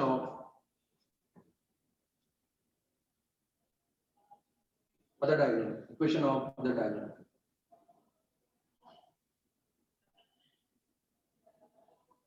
then find the equation of other diagonal। हमें अदर डायगोनल की इक्वेशन निकाल के लानी है। पैरेललोग्राम के बारे में परिचित है अपन, जो मैंने लिखा रखा है ना, दो लाइन का पॉइंट ऑफ इंटरसेक्शन निकालना हो, उनको सोल्व कर लो, सोल्व करके जो xy की वैल्यू आएगी वो उनका पॉइंट ऑफ इंटरसेक्शन आएगा। स्लोप की जरूरत पड़े स्लोप निकाल, सवाल करके लाना है घर से आपको।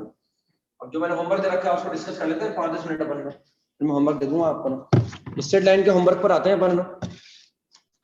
स्ट्रेट लाइन के होमवर्क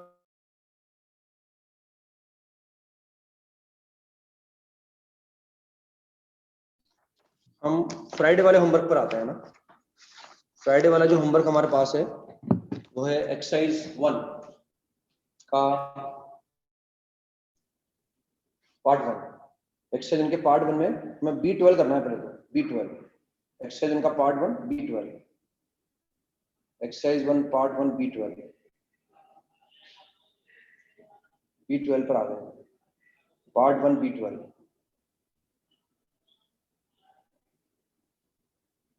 तो B12 तो हो गया होगा, कल हमने क्लास में किए थे सवाल में। B12 हो गया होगा, कोई दिक्कत नहीं आएगी, है ना। हमने क्लास में कराया ना आपको। एक सेगमेंट जो है वो किसी मूविंग पॉइंट पर राइट एंगल बना रहा है, तो उसका लोकस क्या आएगा? सर्कल आएगा। उन्हें m1 m2 बराबर क्या कर दिया? -1 कर दिया। सॉल्यूशन वगैरह भी दिए हुए हैं आपको, हाइपोटेनस दे रखे हैं, हाइपोटेनस के एंड पॉइंट दे रखे हैं आपको, और हमें उसके सामने वाले वर्टेक्स का लोकस निकालना है। ये 0,6 है, ये 0,6 है, 6,0 पर इसका लोकस निकालना है। तो भाई इसका लोकस निकालना है तो ये तो एंगल राइट एंगल होगा, इसका स्लोप निकाल लो। मान लो मूविंग पॉइंट h को मार्क हो गया ना, और m1 m2 बराबर क्या कर दो। इसलिए कह रहा हूं नोट्स पढ़ा करो आप क्लास के। कितनी ईमानदारी से और कितनी ज्यादा समझाता हूं बताओ आपको। एक एक चीज, एक एक बात को बार बार बोल के समझाते हैं आपको, और क्लास नोट्स नहीं पढ़ोगे सवाल होने में दिक्कत आएगी फिर हमें। B12 के बाद आ गए अपन D7 पर आ गए। D7 B12 के बाद D7 पर आ गए अपन। D7 तो D7 में भी कोई दिक्कत नहीं आई होगी ना, सॉल्यूशन भी दे रखा है। सेंट्रोइड को मान लिया हमने h को माके, और t को गायब करने की कोशिश करेंगे, दोनों की स्क्वायरिंग करके जोड़ देंगे ना, ताकि वो sin t और cos t का जो 2ab का टर्म आएगा वो कट जाएगा। D7 के बाद D8 पर आ गए, ये भी कर लिया होगा आपने, आप मैंने कराया क्लास में आपको। pa माइनस pb, बस वो मैंने न्यूमेरिकल वैल्यू ली थी, यहाँ न्यूमेरिकल वैल्यू नहीं है ना, तो कोई बात, मॉड लगा हुआ नहीं है, यहाँ एब्सोल्यूट लिख देंगे अपन, सवाल में करेक्शन कर लेंगे। सो दैट लिखा हुआ है ना, व्हिच मूव्स सो दैट के बाद लिखेंगे एब्सोल्यूट डिफरेंस, ये लिखा हुआ नहीं है। तो मॉड की बात करेंगे अपन, किसमें से किसको माइनस कर रहे हैं पता नहीं है अपने को, इसलिए एब्सोल्यूट लिख देंगे। तो D8 भी आपने कर लिया होगा, कल मैंने क्लास में कराया आपको। D9 भी कर लिया होगा, कल मैंने क्लास में कराया इस तरह का सवाल आपको। दो लाइन के पॉइंट ऑफ इंटरसेक्शन का लोकस निकाल रखा है। एक्सरसाइज 1 के पार्ट 2 पर आ गए। एक्सरसाइज 1 के पार्ट 2 में D3 से स्टार्ट करना है मेरे हिसाब से। एक्सरसाइज 1 का पार्ट 2 D3, एक्सरसाइज 1 का पार्ट 2 D3। तो D3 हो गया होगा, कल सेंट्रोइड का लोकस निकाला था, उसको मान लिया हमने, लाइन में रख दिया। कल वहां कर्व में रखा था, आज लाइन में रख दिया, लाइन में रख के निकाल। D7 के बाद D8, D7 के बाद D8, ये भी हो गया होगा। हालांकि इसमें लैंग्वेज थोड़ी अटपटी है ना, इसमें लिखा था locus of mid point, distance बड़ी यूज कर रखा है इसमें। बेसिकली वो प्रॉपर लैंग्वेज वही है, find the locus of mid point of the portion of the line intercepted between the coordinate axis. मैंने न्यूमेरिकल एग्जांपल लेके कराया था, p की जगह मैंने 4 ले रखा था, यहाँ p बोल रखा है, लेकिन उन्होंने बोल रखा है p कांस्टेंट है। तो ऑब्वियस सी बात है, अगर p कांस्टेंट है तो अल्फा क्या है? वेरिएबल है। उन्होंने बोला नहीं कि अल्फा वेरिएबल है, उन्होंने p कांस्टेंट बोल दिया। और लोकस की बात कर रहे हैं तो ऑब्वियस सी बात है अल्फा वेरिएबल है। तो कल हमने सवाल कराया ना, यहाँ बोल रहे हो distance between the axis of the variable line.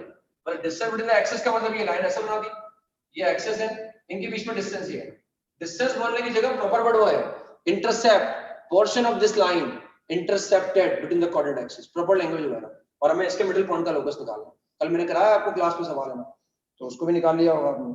इसके बाद नेक्स्ट आ गए अपन क्वेश्चन नंबर D3 हो गया, D4 हो गया, D5 नहीं D कौन सा था, हमने D3 कर लिया, D3 के बाद D4 कर लिया, D4 के बाद D5 पर आ गए।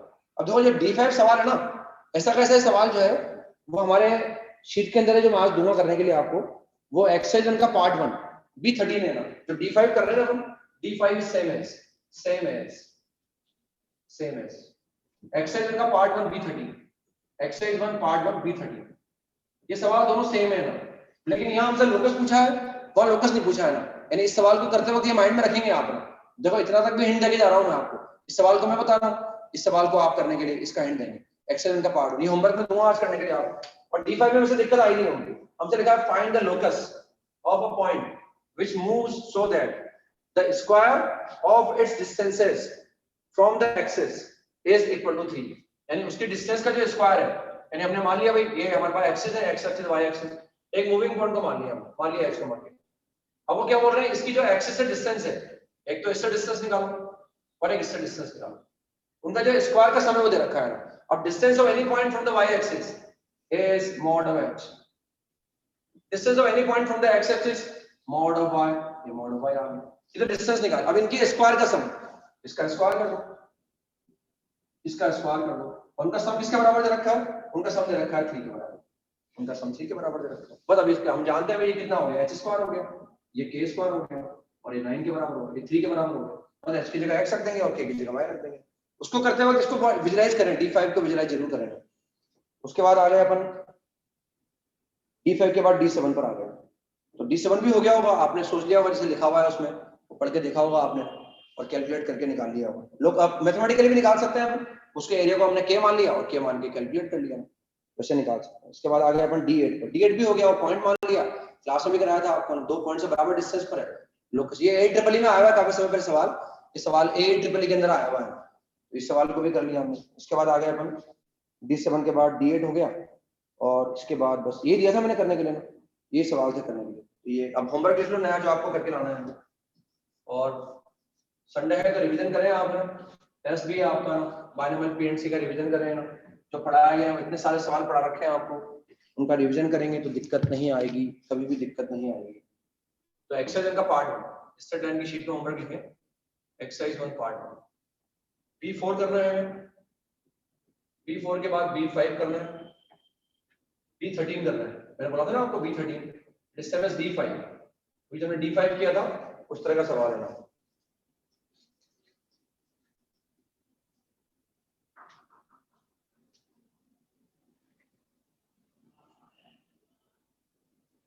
E6 करना है, E6 मैं देख लेता हूँ, 1 मिनट, A6 है ना, 1 मिनट लगेगा आपको ज्यादा,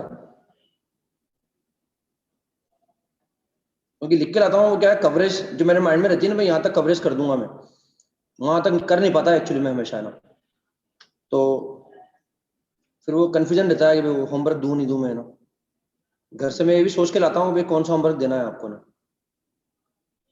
लेकिन कई बार वो फेल हो जाती है लॉजिक है ना।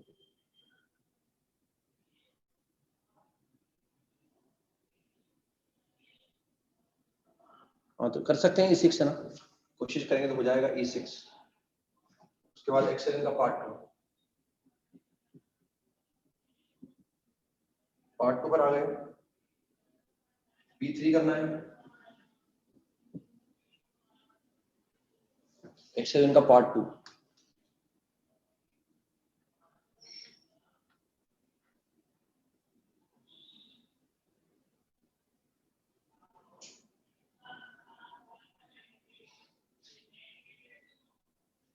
B10 B11, B10 करना है, B11 करना है,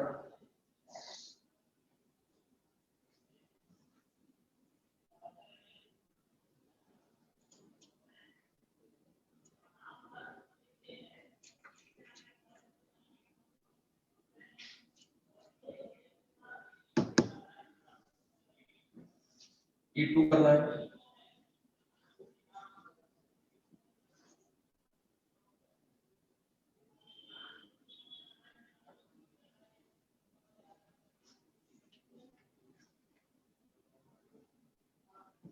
एक्सरसाइज 3 का पार्ट। क्वेश्चन नंबर 4 करना है, 9 करना है, 18 करना है, ये करके लाने हैं सवाल। और पढ़े क्लास में, पढ़ाई हर बार पढ़े भी सही ना, उन कंसेप्ट को ध्यान रखें, उन सवाल को एक बार दोबारा करना हो, कोई कमी रह गई हो मेरे समझाने में या आपके समझने में, तो उसको दोबारा देखा भी करो आप। और सवाल करने में जो होमवर्क देते हैं ना, उन सवालों को करने में कोई दिक्कत आए तो अपने नोट्स भी रेफर करा करो, भाई हमें क्या समझाया गया है, क्या लिखाया गया है ना। उन नोट्स को रेफर करने में बुराई नहीं है अपने को ना, अपन लर्निंग स्टेज पर है ना, सवाल अपने आप ट्राई कर रहे हैं, नहीं आ रहा है तो क्लास के नोट्स रेफर कर सकते हैं, भाई क्या लिखाया गया है क्या नहीं है। ठीक है, संडे में आपका रिवीजन करें, संडे बर्बाद कभी नहीं करें अपना। संडे जितना आप यूज करेंगे आपका इंप्रूवमेंट उतना होगा, आप खुश रहेंगे। मैं हर बार बोल के जाता हूँ आपको। नेक्स्ट मंडे को कंटिन्यू करेंगे, फिर हम जब भी मंडे को क्लास करेंगे तब कर सकते हैं।